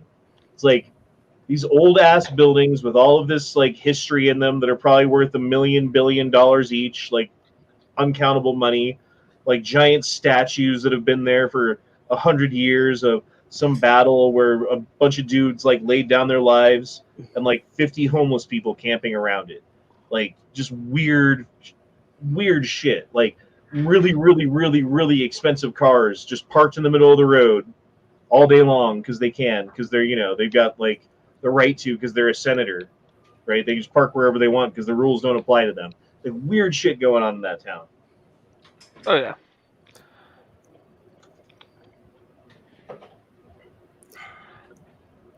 DC is satanic. Yeah, wouldn't surprise me. You know what year the Illuminati was founded? No. In France, mind you, 1776. Interesting. Isn't it though? Didn't All right, Ben let's listen to Franklin what like to this hang out groomer in has to France? say. Let's listen to a groomer. Your parents screwed up. It's okay to say so. That's why I made a Patreon, so that we could talk about it, so that we could connect in a way that has more privacy, to be able to more open and stuff that you wouldn't share like in the comments of a video like this. I think you're worthy and valuable, and I wanted to spend more connected time with you, healing together and hearing your deeply inspiring stories. That's disgusting. Dude, that's brainwashing tactics right there. Like you Mhm. elevate your victim and manipulate them to divulging, create a bond, and then actually use that's disgusting. I mean, you wonder why it's happening so much these days, right? And part of it is that there's people pushing for it to happen. They're trying to get your kids alone. They're going after the kids that are vulnerable, the ones that don't have, enough attention or perhaps been semi or fully abandoned by their parents or whatever. And you can see this when you're looking at like the adoption records. Like number of kids who transitioned who are in the adoption program is like tenfold higher than it is in the general population. So it's obviously kids that are dealing with trauma that are the most common, I would say, to have these type of things happen in their lives, right? That being said, like, why is that? Well, it's because people are pushing for it. People like this are like, oh, you've been through trauma, come listen to me, and you can dress however you want, and I'll take care of you, and I won't judge you, and I'll respect you, and you're totally worth it, and blah blah blah blah blah blah blah. Yeah, give me They get money there while and- I do it. Yeah, they get there, and you're doing unspeakable, unholy things. It's just so like especially to a young impressionable, marginalized like kid. I guess it's just that that thing came across as predatory. Oh yeah. That just skeeved me out. Oh yeah. Oh yeah, bud. Pedro and Sons Painting says Yankee used to be a man. Yankee was never. I don't believe that for a second. Congress exempted themselves from the insider trading rules. Paul Pelosi can't trade stock on information he gets from Nancy Pelosi. That was what I understood. I could be wrong. I'm not saying that I'm right and you're wrong, or you're wrong and you know what I mean. But my understanding was that they themselves cannot use information, but if their husband does because they got home and were talking about it at the kitchen table or whatever, there's nothing anyone can do. But maybe you're right and I'm wrong. I don't know. Well, I mean, I would really like for them to like really think through like how else are they getting all this money? It's not from their their salary they collect as a senator or a house like a representative. I mean, a lot of them are getting it from investments. Mm-hmm. And yeah, and it's like they say, oh, we do it through a mutual fund or whatever, or a hedge, or even like hedge funding. It's still, I guarantee they know. Even though insider trading is illegal, it's unless you can prove it, a lot of people will do it until they get caught. And I mean, if you're pushing for like a green energy bill, you're like, well, maybe I should invest in this solar panel company that is up for a government contract or things like that. I mean, You know who didn't get richer when they were in office? Trump lost money. Yep. Yep. First one in history, or was there like one back in the day? Certainly in recent history, he's the first president who's gone into office with more money than he came out with. I think Calvin Coolidge also. I think he was like president. He's awesome, underrated. Oh yeah, I'm getting old. That hurt. I think John F. Kennedy. He might have left without some money. Well, regardless, you got to like do some thinking to find out who it might be. You know what I mean? Like, there's no obvious answer of like, and all the rest of them made a shit ton of money, like Bush, or Clinton, or Obama, or Bush again. Mm-hmm. Nixon. Did Nixon lose money? Oh no, I doubt that. No, I think he because he let that when he opened up trade with communist countries, there was definitely some kickbacks there. Or Johnson, or Kennedy, or I can't think of who's before Kennedy. I don't even know. Eisenhower. Ike Eisenhower. Yeah, the one who warned us about the military-industrial complex, which we're living out his nightmare today. Prophetic words spoken by someone who saw it coming from the inside. Yep. Sometimes, like, and I know this is, probably wrong think or whatever, but having like an aristocracy that would be able to oversee things and see like a takeover, but then they're just the fucking power, right? And they're just the ones who are the tyrants who are using their fucking control to do things and shit like that. If that makes sense.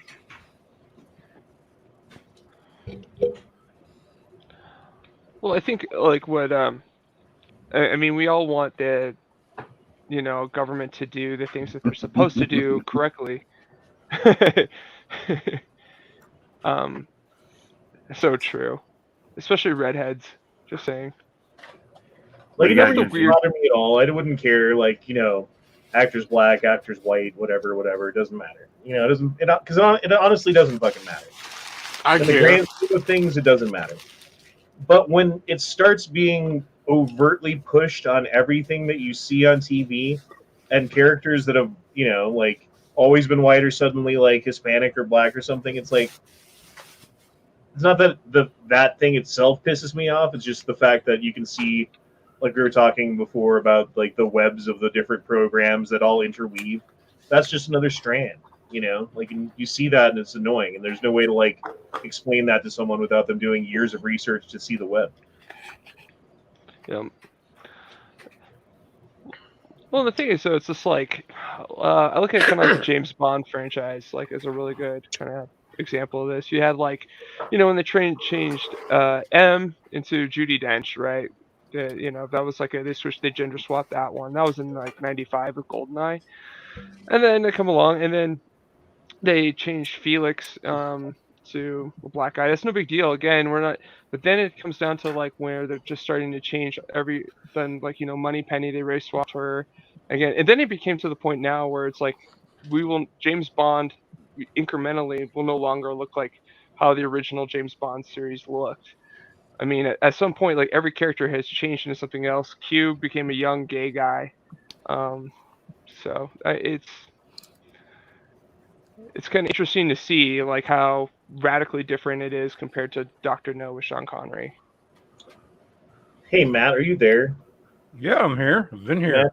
Matthew, can I've you just hear been me? eating. I've been fucking eating. Sorry to bother your meal, but I'm done now, motherfucker. Okay, so you know how like, your avatar is just that green thing that says never enough ammo, and then underneath it says at never enough ammo. Yeah. You can control whether that's on the screen or not, right? There's a way to do that. How do you do that? Yeah. So let me see. Let me see if I can do it. It's usually under brand. Close to the top, I think. No, I can't control it. It'll say show fucking something. I can't remember what it is. Oh, here we go. Okay, here we go. Now you can add a headline. Yeah. Which is just like if you want to put like somebody's business name underneath their name or something like that. So you could do like fucking Mark at Mad Mark or whatever the fuck. I don't know. Whatever you No, fucking it's eHonda 8888 Master of the Clit. All right, there you go. He is the Clit commander. I like Mark of the Peanut. There, now you guys can put one in too. That's what I was trying to do. So if you want to edit your name, now you can add like a title or whatever you want for a second line. I thought it was fun. I saw it on someone else's chat. I'm like, how do you do that?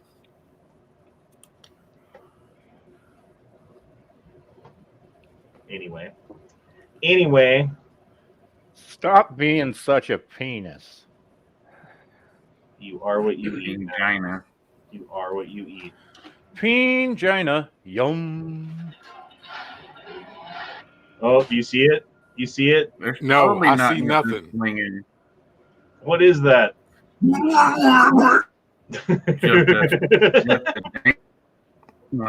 Swing. Whoever did this edit, good job. Slower.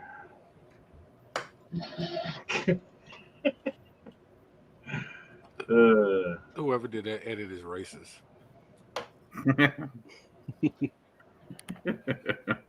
Apparently, a piece of the sun's northern pole breaks off and has been captured by NASA's never-before-seen event has baffled scientists. A chunk of the... Okay, I think it's right here. At the very beginning of the video, right there. You see it? Not really. Oh.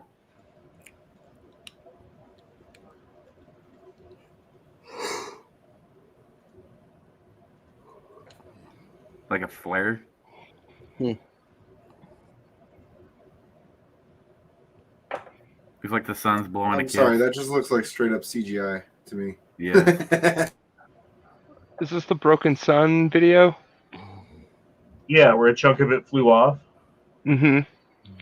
I don't see it. Unless it's that little explosion that happened, or is it just like that storm at the top? It said at the North Pole of the sun. But that doesn't seem to Right be there. Oh yeah, up top. It's starting. There it is. But like that tornado effect? Yeah, That's what it look like. Yeah. it's a huge plasma flare. You're a huge plasma flare.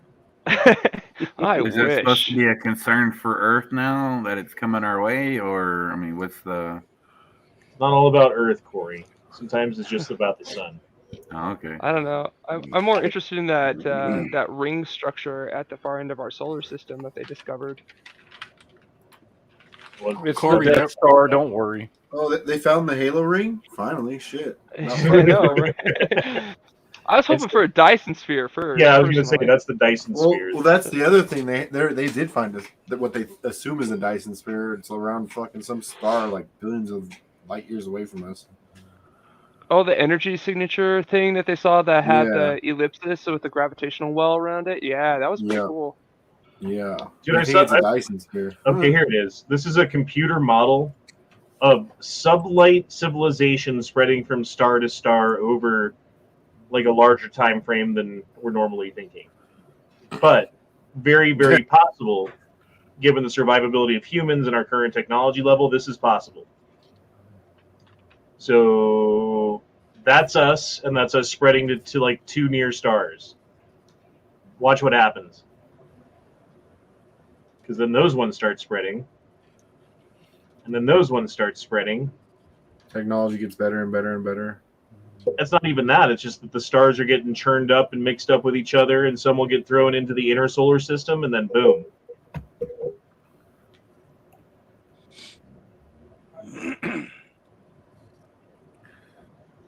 Like, maybe this has already happened. Think about that. Right. Wow. Yeah, and then you basically have the fucking, the lion's share of an entire galaxy over time. Wish they hurry it up. I don't have that long. You gotta download yourself into the computer, Leo. Then you'll be here for it. A new sleeve. A new sleeve? Tattoo?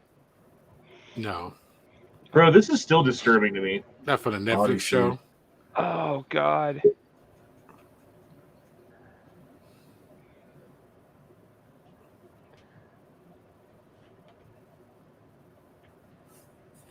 Brought to you by Pfizer. CBS presents the Grammys. So y'all don't like Infernus show? That was Infernus? Oh, no. Yeah, that was Infernus. Has always been not feeling good. U.S. Department of Agriculture is reporting a low inventory of cattle for 2023, which will mean, consumers may have, which means will have, to pay more for beef. It's already goddamn expensive, dude. Yes, everything. Yeah. Yep. It's being engineered. This is no, oh man, just a bad agricultural season. It's just like the Department of Agriculture like dictates what can and can't be produced. It's not like farmers have like, if they're allowed to sell surplus, like if we have, it was a good cattle season.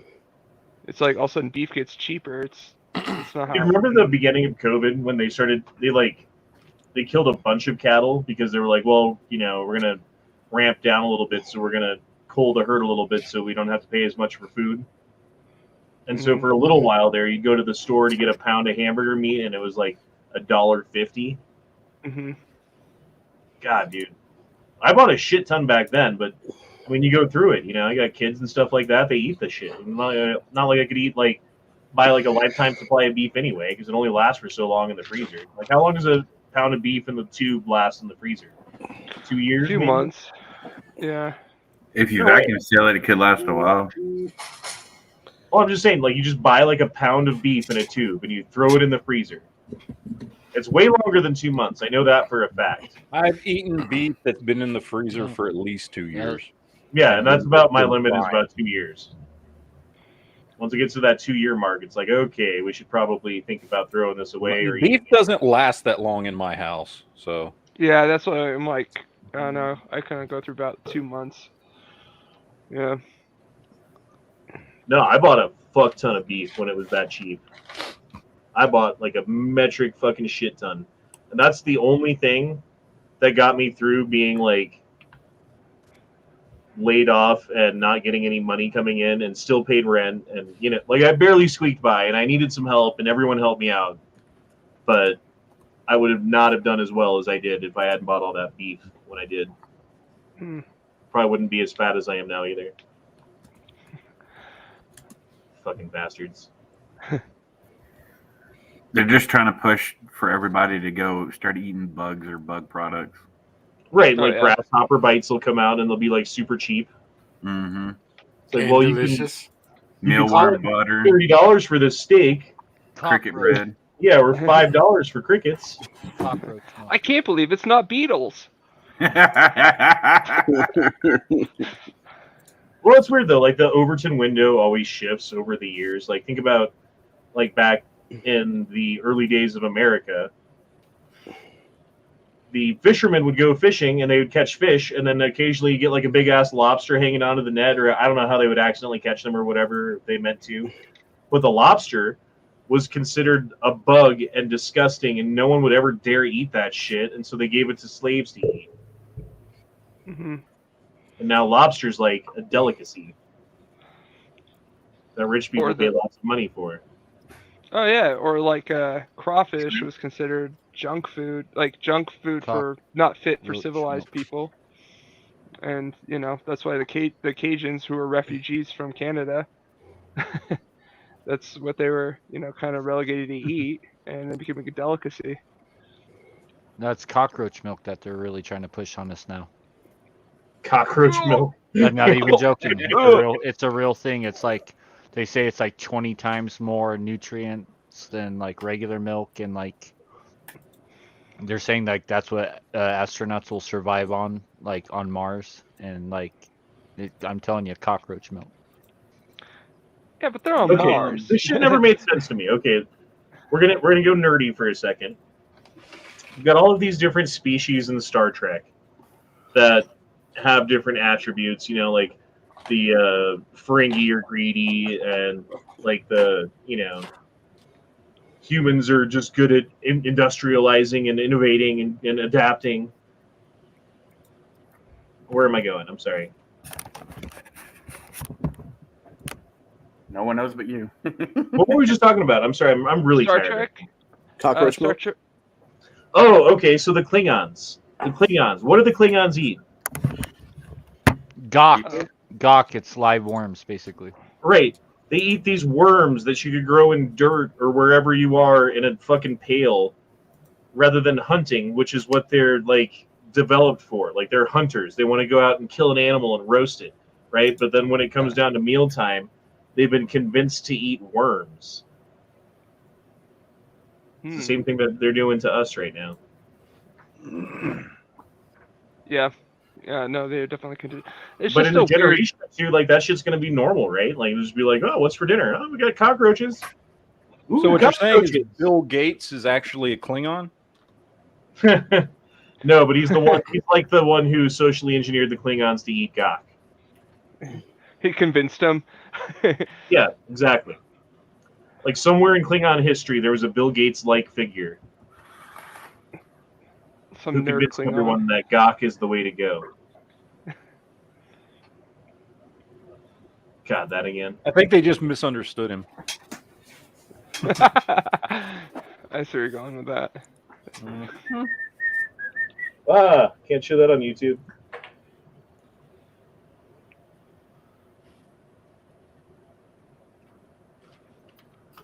What about Shakira Shakira? taking her house that she bought in wherever land. They're literally moving her house. Dude, that's fucking crazy. Talk about a mobile home. Yeah, seriously. Well, didn't she get in trouble in Spain for tax evasion? Which, Yes. Yeah. yeah, which is so weird because Really? I thought she was from South America. From like, I just didn't understand. Or like, how South Africa, I thought. South Africa, isn't that where she's from? I thought she was from like Bolivia or Colombia or something like that. I don't remember. Yeah, I thought it was Colombia. Okay, so this is in Portland, Oregon. These are people who are taking their food stamp money to buy water bottles and then taking them out to the parking lot and pouring them out so that you can take them back inside and redeem them for 10 cents a bottle for recycling. So they're taking their fucking welfare, food stamp money and turning it into cash so they can go buy drugs. Ah, smart. Yeah. Mm. I mean, think about it. A 24 pack, that's $2.40. Yeah. It costs like $8 or whatever, but you're getting, most of it back. But if it's not your money to begin with, then it's free money. Yeah, what do you care? Yeah. It's just wasting a shit ton of water for no reason. My dad used to give us cash to go to the grocery store for a period of time, very short period of time. Me and my brother would go to the grocery store and buy everything that we need. And as long as we gave him the receipt so he could look at it, then he knew how much we spent, and it was cool because everything's on there. Like, that's how much money it was. Cool. The thing was, you don't put in your discount code. So you go through the line, you pay for everything, you show him the receipt, he says cool. You then take the receipt back to the store and give them the discount code, like the Safeway card or whatever it is. King And Super. they give you like $15 back. So we'd make like 15 or $20 a week getting the groceries. Nice. Yeah. That's actually pretty clever, sir. Yeah, no shit. I don't understand what this guy is fucking doing. The fuck? I haven't seen that episode yet. Last of Us episode 5 was badass. Dude, it was awesome. I haven't seen it yet. Should I watch your show? Is it good? Yeah, it's good. I mean, you guys like the other show that I really don't like, so I don't really trust your fucking judgment on these things. As someone who doesn't watch the show and I've heard a little bit of hype around it, like, I don't know. I have Walking Dead fatigue though, so it's not like Walking Dead. Okay. No. Just the thing about Walking Dead that sucks is they got away from zombies. Yep. You know what I mean? Like, hey, let's make a zombie show that's really just a human melodrama based in a zombie apocalypse-like situation. Yeah. It's a fucking soap opera, man. It's a soap opera. Yeah. When it got soap opera, that's when I really checked out.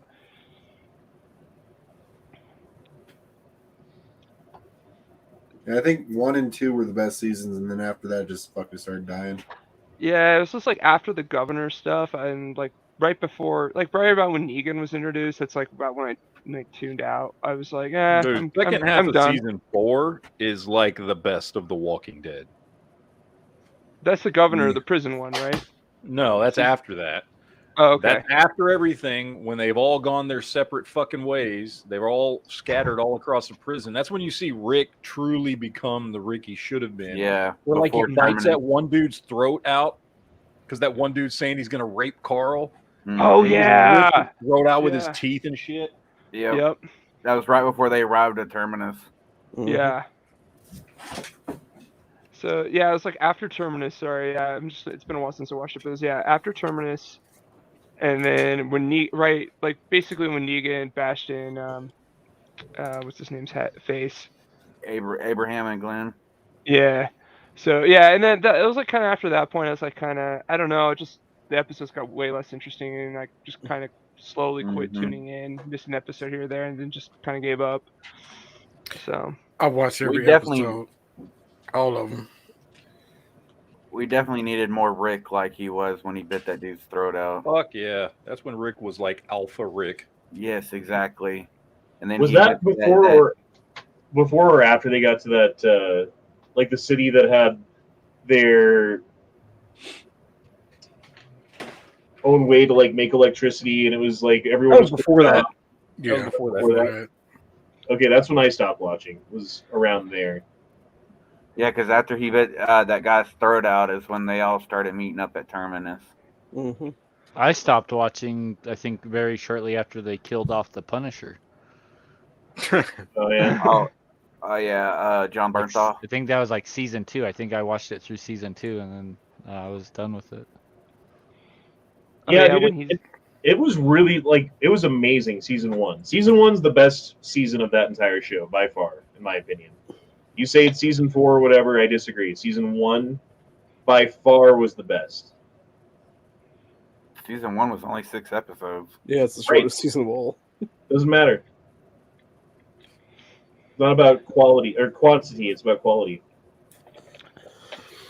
Yeah, because I mean, especially how they killed off Shane, John Berthal's character, I thought was really interesting. I thought it was a great episode because he's trying to lead Rick out into the woods to kill him, and Rick knows it, and so it's like basically a cat and mouse game with each other, knowing one of them's going to kill each other. And that's That was- I don't know if any of y'all have read the comic, but that's straight from the comic. Oh yeah, it's Kirkman's genius right there. Like that's what made that comic successful.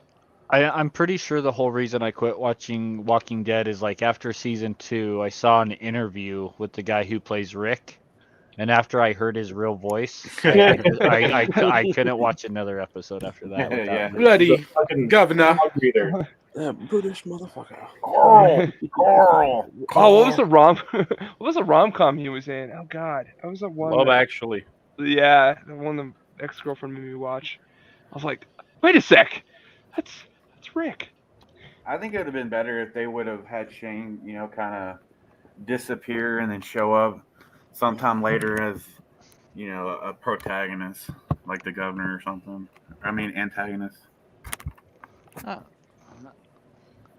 I think it would been better if they just would have kept him around as the badass that made the hard, tough decisions instead of that. What's the guy with the baseball bat that I always see? Negan. Yeah, like he should have been the one that they kept around as the badass that really handled the shit. Yeah. Terry Because I Smith think Shane would have ended the governor a hell of a lot sooner than Rick did, or even like the Whisperers, or fuck any of them really. Tara Smith's Kitchen dropped in $5. It says all intelligent species on Star Trek were seeded by the same species. Would be weird to discover alien life and find DNA. We would be related, dude. Panspermia, like there's spores, mushroom spores that can survive in space for indefinite amount of time. Who knows how long? Spider eggs is another one that's weird. Spiders could be from space. You don't know? I don't know. Wait, what? Yeah, spider eggs survive in zero G, no oxygen environment for indefinite time. Fuck spiders. Nice. So in theory, if you flung a bunch of spider eggs out into space, they would just survive until they came into contact with something warm and oxygenated. And this is how we get xenomorphs. Well, and tardigrades as well. Right. They could survive in space and other insane. Was it hyper environments? Yeah. Well, you have one planet that had mushrooms and spiders on it exploded and sent mushrooms and spiders out into the cosmos. They would land somewhere eventually. Yep. Maybe that's what happened. I agree with the smoke. It was Lori's fault by Shane went fucking batshit. Yeah, it's fucking horrible. Oh yeah, Lori. Yeah, and yeah, she kept fucking with his head. Yeah. That's why everybody was happy when Carl had to put her out. Put her out her misery. It's some reason I can't talk right now. Last of Us is going to be the best show out there. I highly recommend skipping parts of episode 3, though. Oh yeah, Season 2 is going to go downhill. The prediction. The gay episode. I keep thinking, why is he doing one bottle at a time? If you just rip the top off and then unscrew every cap and then just flip the whole thing upside down, what about just selling them at the stop sign or something?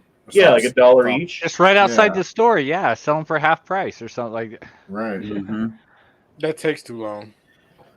They're just not smart. They're working on 3 brain cells, so they got to get their high. Exactly. And since they're trying to decrease it, and since they got on hoodies, it's not that hot, so it won't sell quick. Shit, they could at least just go sell the whole pack to somebody for the same price that they bought it for, and without wasting the water. Hey, Corey. What? Fuck you. Asshole. Fire. Get the 10 mil out. Get the 10 mil out. Fucking No, blast get the fucking flamethrower. Fuck that shit. Burn it. You step on those fucking type of spiders, like the little spiders, you might kill the big one, but the little ones just fucking scurry out and go everywhere and try. Yeah, to then they're all over your shoe. Yeah. Fuck that. No, just burn them. Unless you get a clean crush, you got to get a clean crush. You better hope none of them survive inside the cracks of your shoe. Yeah, exactly. So you want to be a Cowboy chow boots. killer? Okay. Lucifer. Spider-Man's a douchebag for not gathering them all up in one location so we can fry them. This is Spider Planned Parenthood. Okay. Yeah. So actually, the thing is, though, for me, I'm more freaked out by parasites than I am spiders. Like spiders, yeah, they're Same here. Oh, yeah. and man, like ticks, that's scary to me. Like a tick is way worse than a spider any day of the week. I'd rather have like what would you rather wake up to in your Ooh. sleeping bag? Ooh.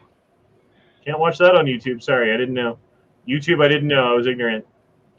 It's ignorant. Ignorant. No. I'd rather deal with ticks than spiders. Really? What, dude? I'd rather deal with spiders unless they're like fucking black widows everywhere all the time. Corey love him some Lyme Oh, disease. speaking of Dwight D. Eisenhower. This evening, I come to you with a message of leave-taking and farewell, and to share a few final thoughts with you, my countrymen. We have been compelled to create a permanent armaments industry of vast proportions. 3.5 million men and women are directly engaged in the defense establishment. The total influence, economic, political, even spiritual, is felt in every city, every state house, every office of the federal government. We recognize the imperative need for this development, yet we must not fail to comprehend its grave implications. In the councils of government, we must guard against the acquisition of unwarranted influence, whether sought or unsought, by the military-industrial complex. The potential for the disastrous rise of misplaced power exists and will persist. You have to realize this is one of the great. There you go. He warned us. He warned us. To be fair, he warned us. He didn't warn us. He warned our fucking grandparents. That's true. You ever see these where the dude fucks up throwing the grenade and then they gotta like jump out of the box?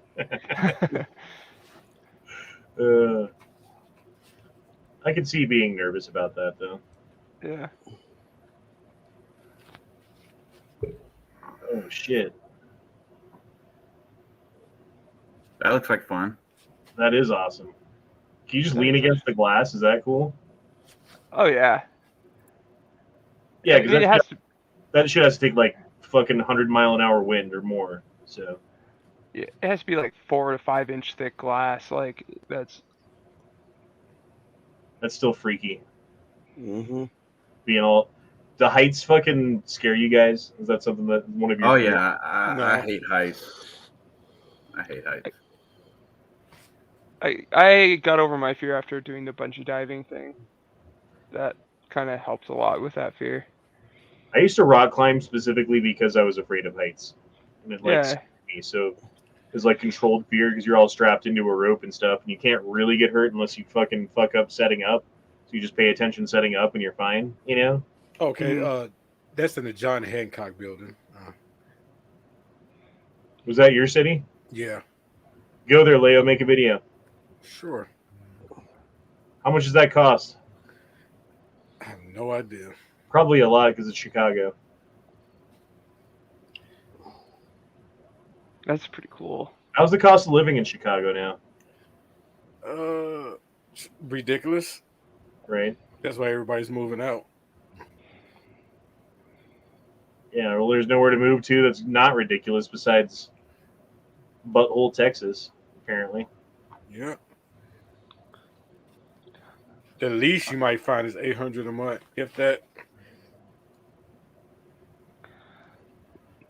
Well, isn't the dichotomy is like cost of living versus like, you know, employment, like gainful employment? That's the hard part.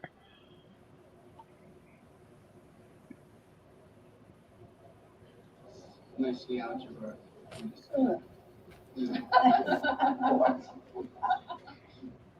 It's the queen. Did you guys see those lasers over Hawaii? No. Nuh-uh. Yeah, I have. They said it might be Chinese satellite. Yeah, they're shooting fucking Hawaii with lasers now. Wouldn't surprise me. Hey, is the laser causing the volcano or is it I don't think so. examining the volcano? Maybe, Okay. I don't fucking know.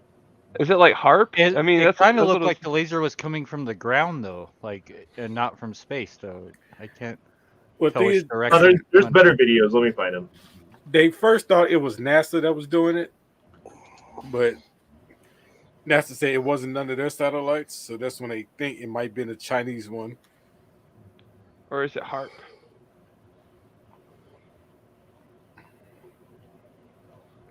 Why am I not finding it very easily? It was like easy to find it earlier. There was some news very recently about them using lasers to redirect lightning. I don't know if you guys saw that. Yeah. They can now redirect lightning with lasers. Really? Yeah, that was all over the news. They tested it, and like they can literally control where lightning goes now. Oh, that's great. Let's just keep fucking with the weather and end up, like a geostorm or any kind of other fucking movie based about that shit. Yeah, let's just keep fucking with it. And Now the secret is how do you make it small enough to, like a small handheld package to where I can make a lightning gun? Because Dude, this shit looks like the Matrix. This is what it was. Look at that. That's like a picture of it. I think there's a video too. that's crazy. Breaking the Matrix.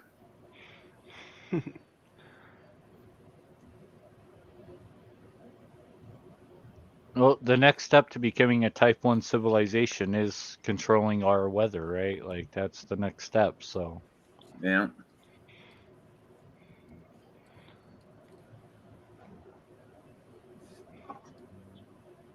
That's fucking freaky. That is. Stop pointing your goddamn space lasers at me. I don't care what it's for. Are we about to become an extinct species, human beings?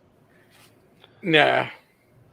As in, like, not think we're all gonna die, but like the next evolution of humanity is going to come out of this, like a hybrid between technology and humans that's no longer technically human and no longer reproduces through traditional human means and so on and so forth, and like the natural born human being as we know it, as we have known it since the beginning of time, is gone and no more.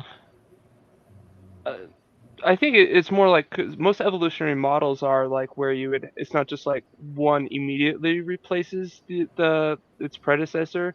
They'll like live side by side, like a Neanderthal and us, right? Like, and they kind of unless one has an incredible competitive advantage over the other one that makes the other one so obsolete that it, it's Oh, like, yeah.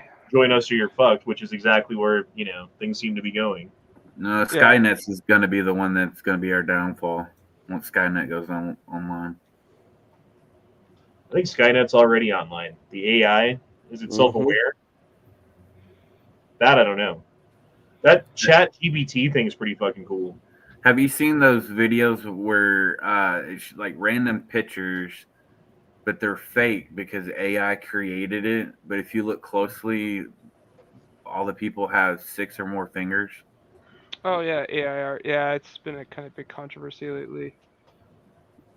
Because the thing is, like, yeah, no, it's just like it's really interesting because it's like really impressive what it's able to do, but how the AI learns is like these AI research teams. What they will do is they'll just expose this AI bot to the internet and show it all the artwork, right? And so they'll study specific styles. This person did this artwork, but the thing is, it's not just like dead master artists. It's not like showing Renaissance artists. It's like people who are still alive right now working and making a living as an artist, and it can emulate their style so precisely that it's imperceptible to the average consumer. So that it's basically, in a way, it's like even living artists right now, it's putting them out of work. What I was referring to, though, those videos were talking about the AI specifically mentioning the Nephilim. because how the Nephilim had 6 fingers, and there's that theory where when we went over to Middle East, they started raiding.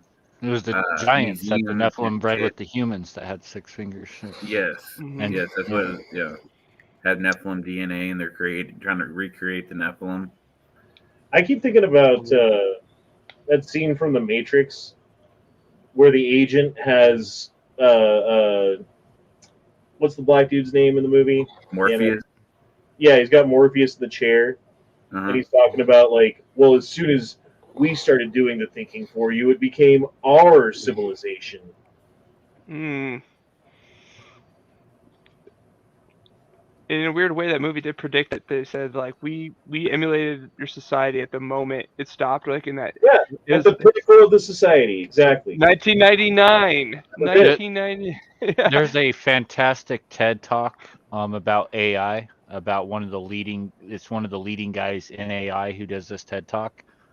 And he talks about how a lot of people think AI, even like right now, is still kind of like a future thing, but we've actually been using AI like for like the last 20 years, especially in places like the stock market, making like microsecond, like 1/1,000,000th of a second transactions and trades in the stock market and stuff like that. Like we've been actually using it for like the last 20 years.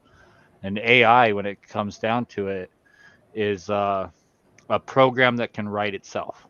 That's all AI is it's a program that can write itself and rewrite itself. Dude, what you got talking about was I believe it was Goldman Sachs that came out with a program or whatever you want to call it, an intelligence that would do hundreds of trades per second based upon the trend of the last like millisecond, and it would look at the tick up and down millisecond by millisecond, and it would like buy, sell, buy, sell, the same stock, you know, just like little bits at a time. And they were making like something like 12-15% profit doing that. More so than what they used to be. Like all the pictures of the guys on the phones with the little pencil pad and all that. Oh yeah. And like that is so long past, like that wasn't even a thing in the 90s. Like ever since like the late 90s, we've been using AI to do that, right? And like, so AI's already been around for a lot longer than most people think. But all AI is, when it comes down to it, is a program that can write and rewrite itself. And that is a very crude form of just intelligence, because that's what the human brain does. That's what we do. That's what we can do. You see that? Yeah. They're obviously going to a gender reveal party. You know, she's got the balloon for the gender reveal party, and the kid pops it. It's a girl. Oops. That's great.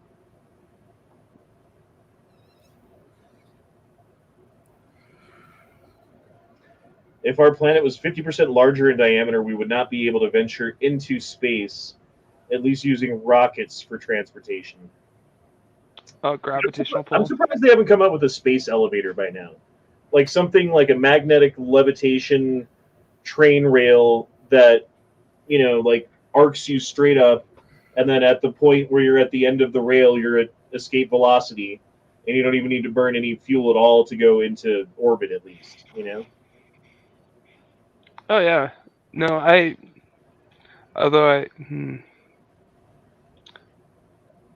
mean, I'm like thinking about alternate propulsion systems though as well. But yeah, a space elevator. I mean, it's from even Carl Sagan in the 70s talked about it. Well, the idea there is like you don't use any fuel that's on board whatever you're sending up into space to get up into space. So 100% of what you shoot up there, or at least like 100% of the contents of whatever it is payload. It's not fuel to get up into space. You know, like think about how much fuel and bullshit's lost in like a 3-stage rocket to get like old school into space. Mm-hmm. Like you just have like a magnetic levitation train rail that, you know, maybe you have like a little rocket booster or something to like keep you going or something, but not nearly as much energy as you would spend at just, you know, shooting a rocket straight up. Yeah, it's just You're talking about a space elevator? Yeah. Mm-hmm. Even the math on graphene doesn't check out on that yet, so we still don't have material strong enough to support the weight of the cable. Like the cable can't support its own weight, let alone attaching like an elevator of some sort to it. So the first step is finding something that can reach up 200 to 300 miles into space that can support its own weight. Because we don't even have elevators that can reach the tallest points in buildings yet because those cables can't support their own weight, right? So like the Burj Khalifa, you have to take like 3 different elevators to get to the top. Like 80 floors, I think, is what it is. Like the max an elevator can go or something. That's the max tensile strength of the super heavy steel cables we use for an elevator. Like 80 floors is max. So you're talking like what 800 feet, like for an elevator in a building, like let alone going into space. Well, and Even the most advanced materials like graphene, carbon fiber, we're just not there yet on the material science. when I was saying elevator, I guess maybe it's not the correct term for what I was talking about, but it'd be like a magnetic levitation rail that has some sort of like aerodynamic cart that goes on it, and eventually is pointing basically straight up. And at the end of the ramp, the cargo and the pod is its escape velocity, meaning if you don't give it any more energy at all, it'll make it all the way to orbit. Okay, yeah, almost like a railgun, yeah. Yeah, exactly. Just like a So really long there's rail something gun. already like that, and I think it's called the slingshot, and it rotates in a big circle super fast, and then shoots the satellite out. It releases the satellite at the exact split second, so it shoots up into space. And they're already doing testing on that. Yeah, I mean, like That's promising. you It just just rotates what you would super do is fast. like find like a really steep mountain and just build a fucking ramp up the side of a mountain. So when you're at the top of the mountain, you're already at like 15, 20,000 feet, whatever the mountain is, And then Yeah, but it's like that's only 4 miles, right? And we're talking about reaching at least a minimum of 200 to 300 miles. I'm saying so you can build it cheaply, like so Yeah. you're not just building Yeah. like a fucking I don't know a lattice No, I see what you're structure to saying. Yeah. hold the whole thing up. Yeah, and then you just shoot fucking thing. Think about that. Then like going to space would be cheap. Like having a ride in space would be, like not like taking a bus cheap, but maybe taking a flight. You just get shot up into space and you come down on the other side of the planet. Fastest way to travel. Completely safe. Well, once Well, they get they just barely discovered in a lab tractor beams. Like we have our first tractor beam now. Where Oh, shit, the zero using lasers. So yeah, the 0 point energy. Yeah, that was actually really cool. Like I'm glad you brought that up. 0 point energy tractor beam Yeah. laser. I like it. Give me more. What's up with that? they're So just doing testing in a lab right now. And granted, they're doing it in a vacuum because it won't work in our atmosphere, but it would work on Mars, right, or in space. Our atmosphere is too thick to do it, but in a vacuum chamber, they can use a laser to actually attract and pull objects back towards the laser. Instead of push with the laser, they can actually, just like how like if you create the right wave like in a bathtub, that wave can actually pull. Instead of pushing the boat away, it can actually pull the boat towards the source of where you slap the water, right? It's very similar like that. It's just basically using kind of gravitational waves, using this laser to actually attract objects back towards the laser. See, that's what they need to do is have so like you have like a magnet, right? And then you have an electromagnet so that you can control the frequency and the like strength of the magnet depending on how much electricity you're pushing through the electromagnet is how powerful it is versus a magnet's a magnet. And then you have gravity, right? Gravity's gravity. The planet has gravity. That's what the gravity is. But if you had like electrogravity of some kind where you could like turn gravity on inside of this box that would make that the center of gravity for the room, or whatever. Like that's what they need to develop. Then you don't even need propulsion. You just turn on your fucking gravity machine. and that's actually what in theory it's very plausible, and they have been working on it, and they do have specific models like you're talking about with the laser in a vacuum or a xenon environment, like where it's the only atmosphere can handle that they've done in the laboratory is like a xenon like contained chamber. But yeah, it's absolutely fascinating. The manipulation, the implications is like also is the energy resources, but that energy resources is something that will be overcome eventually. So Well, who's to enough say time. that there's not some technology? Okay, so like for the longest time, some guy would come up with like a really great way to run a car off an alternative fuel source, or use gasoline more efficiently, or whatever it is, right? And then the big Ford Motor Company or oil company or whatever company that has an interest in the current technology would come along and offer the guy a fuck ton of money to get his patent and then bury it and never use it for anything ever. Like Or how they many just of those straight up killed him. technologies? Or that, yeah. I mean, The last guy who made that car that ran on water, he met with the investors, right? And then ran out of the restaurant during the middle of the meeting saying, they killed me, and dropped dead. Like, that's a true story. Like, you know, it's like, look at this, type in like water car death or something on Google, and you can watch like videos on that. Like, I mean, they straight up killed that guy. It's terrible. It brings like anything that challenges the system, and I think that's like one of the real reasons, whether you believe him or not. I mean, the implications of what Bob Lazar was talking about with element 115, and it was the fact that like being able to manipulate gravity, 0 point energy, is physically possible, and that was like in the 80s. Is the idea that brings like the whole, not just like everything, like shipping, travel, everything would be radically changed and be infinitely cheaper if we were able to even closely replicate or facsimilate what they were doing within the labs at Area S4. I think that's the Yeah. real reason they're after him. And go ahead. I was gonna say, yeah, for the 0 point energy, they say that there's like enough energy in a cubic foot of space. And I'm like talking, when you think space, you think empty, right? But there's enough 0 point energy in a cubic foot of space to run like planet Earth for a year, right? Like that's how powerful 0 point energy is. Yeah. It's really incredible. I mean, it's crazy the technology that we already have. I mean, they've discovered a mineral that you can go find and purify, and then it just heats itself up without doing anything else for a really long time, and you just put it in water and it boils the water, and you can take that steam and make electricity for years and years and years off of just collecting enough of this mineral, right? And it's just sitting there, like it's in the deserts of Utah, Colorado, Nevada, New Mexico, like radioactive caves that if you go into, you're going to get cancer. Like, yeah. It's crazy that shit's out there. There's a whole hidden history of like there's like the gold mining rush and then silver mining rush and all that stuff, but in like the 60s, like 50s, 60s, even into the 70s, there was a uranium rush. And so prospectors were going out into the desert and taking test samples, and basically you just bring a Geiger counter with you and drive around until you find some spikes and try to find where it's coming from in a way.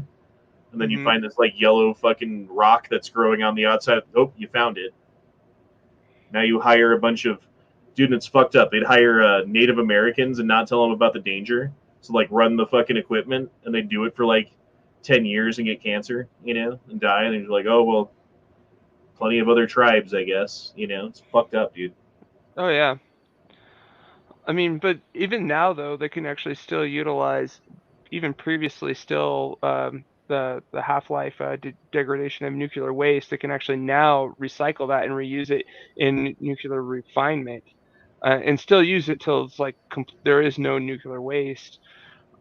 But of course we have to go with windmills. Apparently, we can't utilize the new technology to have cheap energy, Well, efficient I would energy. be all on board with the nuclear power plants, honestly, if it weren't for things like Chernobyl and I know it's other countries, but not always. There's 3 Mile Island, right? That happened in the United States.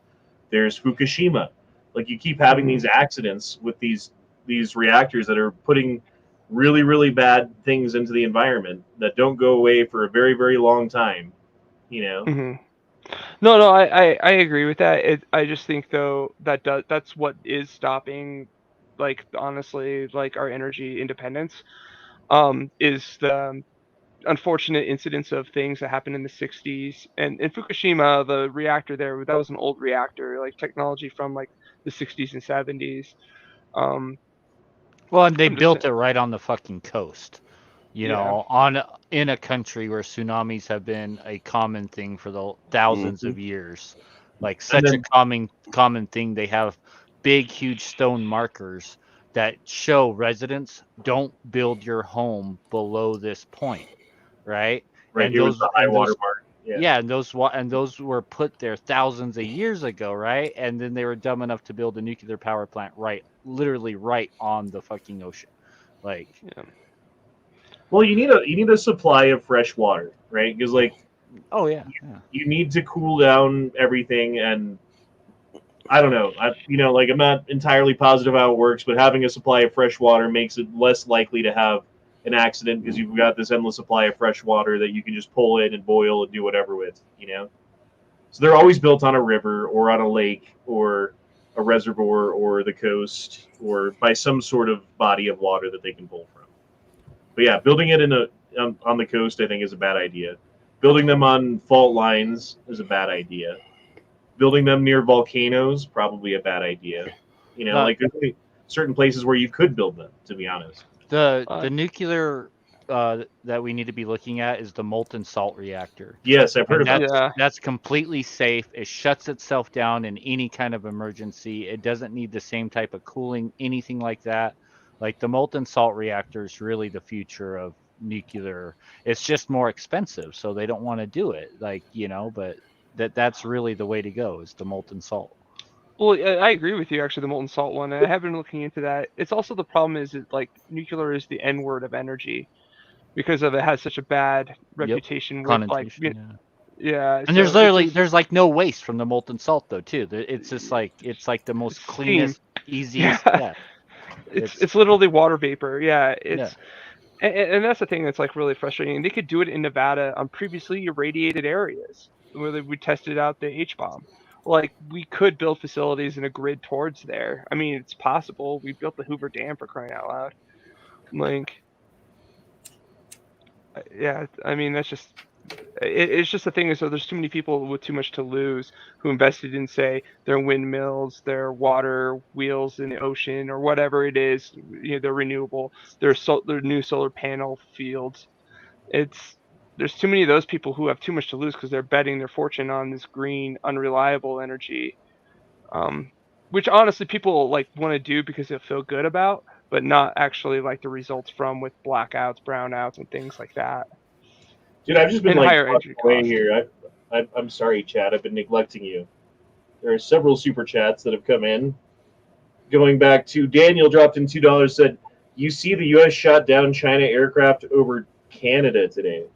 Yeah. And no one's saying it's Chinese, right? And then a fourth one is over Montana right now. Yep. So that's 4 in 3 days or whatever. Like, yeah. At what point is it Red Dawn situation with balloons? I prefer them fighting with balloons, to be honest. Like, if it's going to be nuclear war or send some balloons and we'll shoot them down, and then we'll send some balloons and you shoot them down, I'm down for a balloon war. A balloon fight. Tara Smith's Kitchen dropped in 5 and said, "We are on a wobbly, spinning rock that's rotation is slowing down as it's falling into an insignificant star. Nothing really matters in the end." That's nihilism in a sentence. 2 sentences. Raw Feeding dropped in 2 and said, "Howdy doody, Handler homies." How diddly doodly, neighborino. Hi diddly hi, neighbor. Hi diddly hi, neighborino. Stupid sexy Flanders. Calhoun Republic says, "Liquid salt is way to go. Last 2 chats talked about it." Yeah, bro, honestly, like, I've heard about this technology, and basically the way it works is when it's moving around, it's hot, and then as soon as you stop moving it around, if like the pump shut down for some reason or whatever, It just solidifies and cools because it's not for reasons I don't understand. Because science. And yeah, then you start it back up and it's good to go. You just take that stuff and melt it down again, and it starts like self-heating as long as you're moving it around. I think it's the moving it around part that is the operative thing that you have to do. As long as it's moving, then the particles keep running into each other as it's mixing together and reacting. But yeah, again, I'm not a scientist, so I don't know. It's okay. The science was settled, apparently. Well, no. So there's a TED talk about the molten salt reactor that like it's like a 12-year-old kid does. I'm not even joking. A 12-year-old kid designed a molten salt reactor that's like been vetted and 100% safe. It's I mean like it that's how easy it is to actually understand is a 12-year-old kid can make one. Damn. Like When was that? I'll find it. It's at least a couple years old. But here, TED Talk, molten salt reactor. Do you remember that story? This was a couple of months back, or maybe a year or two ago. It was probably a year or two ago. About the guy who got busted by Homeland Security because they found uranium in his basement, and what he had done is make his own nuclear reactor to power his house. Oh, in Florida or in Ukraine or somewhere, right? No, it was here in America. He got like a hold of some parts of an old nuclear reactor from a sub, and like took it home and built his own like water and cooling system. And he like probably honestly it's like really dirty system compared to what the professionals use or whatever. But he was powering his house. Damn. He had like That's 100 awesome. years worth of fuel to power his house. I remember that there was the Boy Scout who went and bought a bunch of smoke alarms detectors, because it had smoke detectors, and he was doing like that same thing, but like that kid ended up getting super sick and dying, right? Like No, he grew up, but I think he still was doing those type of experiments, and then he died like afterwards because he went to the Navy and he served on a nuclear sub after that. oh, did he? Yeah. Dude, they used to have like this iridium paint. I don't know if it was iridium, but it was some sort of a like bad substance that you're not supposed to have on your skin, but it would glow in the dark. And so they would mix it with paint, and they would paint it on like dials and stuff that go inside of an airplane, like little fucking like the tachometer and all that shit, so you can see it in the dark and it doesn't require any electricity. And they're like super radioactive. Like if you put like a Geiger counter in front of one, even today, it's like it goes nuts. But they had these girls who would work in the factory with. They had these like little tiny like fucking pens that they would like write with. It was a brush actually, excuse me, and they would lick the end of it to get it to go straight so that they could get the lines to go straight. So they're dipping it in the ink, doing the thing, licking it, dipping it in the ink, doing the thing, licking it, and like all of their teeth and hair fell out after like a year. Oh my god. Yeah. Oh, it's horrible. Crazy what the people didn't know. I know, or like what they, like I don't know if you've probably seen the movie, but the K19, the Widowmaker, like telling them an environmental hazard suit would protect them when it like did fuck all, like going into the reactor. Oh, Steve D knows what I'm talking about. It was radium, is what it was. And they're called Radium Girls. And there's a great documentary on that. Radium. Yeah, they used to take the radium too and make lipstick out of it. Dude, like all kinds of stuff. There's like glassware that you could buy even today. If you go to like a antique store, do you bring a Geiger counter with you? There's several things that were made that are antiques now that are still radioactive, that had like radioactive stuff. And there's like uranium plates, or not uranium. Yeah, uranium plates. They would have like uranium infused glass that they would make plates and vases and cups and stuff out of, or tiles, like the different glazes that they would put on a tile. Some of it had uranium in the glaze, so the shit that covers the top of the tile that's decorative that you put on to get that certain color of green or whatever it is that they needed to get would be like super radioactive. Yeah, uranium glass, right? Yeah. Wasn't the pirate Blackbeard who used to eject his dick with mercury to try to get rid of syphilis or something like that? Jesus Christ. I've heard that was like I heard that was I'd common believe it. practice. They heard use that's common. mercury for a lot of crap like that, man. Yeah, it was common practice. I mean, it wasn't just him, but yeah. But he was one of the famous ones who did it. Yeah, Edward Teach is a very interesting guy. Like he was, I mean, obviously is the Blackbeard mythos, but like him utilizing psychological warfare, you know, when he was privateering. Yeah, that was. And plus, if you read the Pirates Republic, like the idea was like the pretty much the principles of a liberated society free from like imperial control.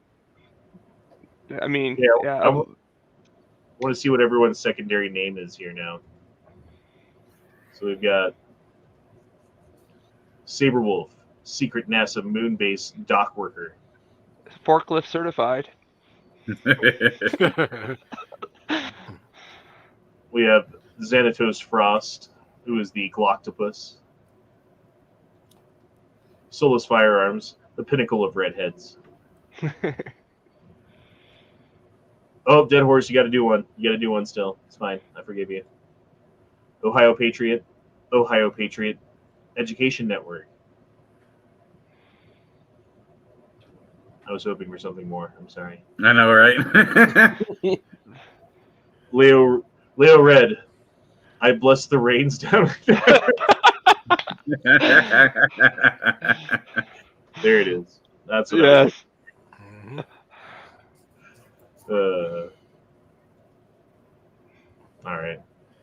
Well, shit, guys. It's been 2.5 hours. It's 11:30. I have got shit to do in the morning, so I'm gonna have to go. I'm fucking tired as shit right now too. Is the other problem. That's why I'm having trouble speaking and remembering names of things, and like it's difficult doing a chat when you feel like that. You know what I mean? It just is. Mm-hmm. So I'm just gonna go ahead and end it here. But I do appreciate everyone for being here tonight in the panel.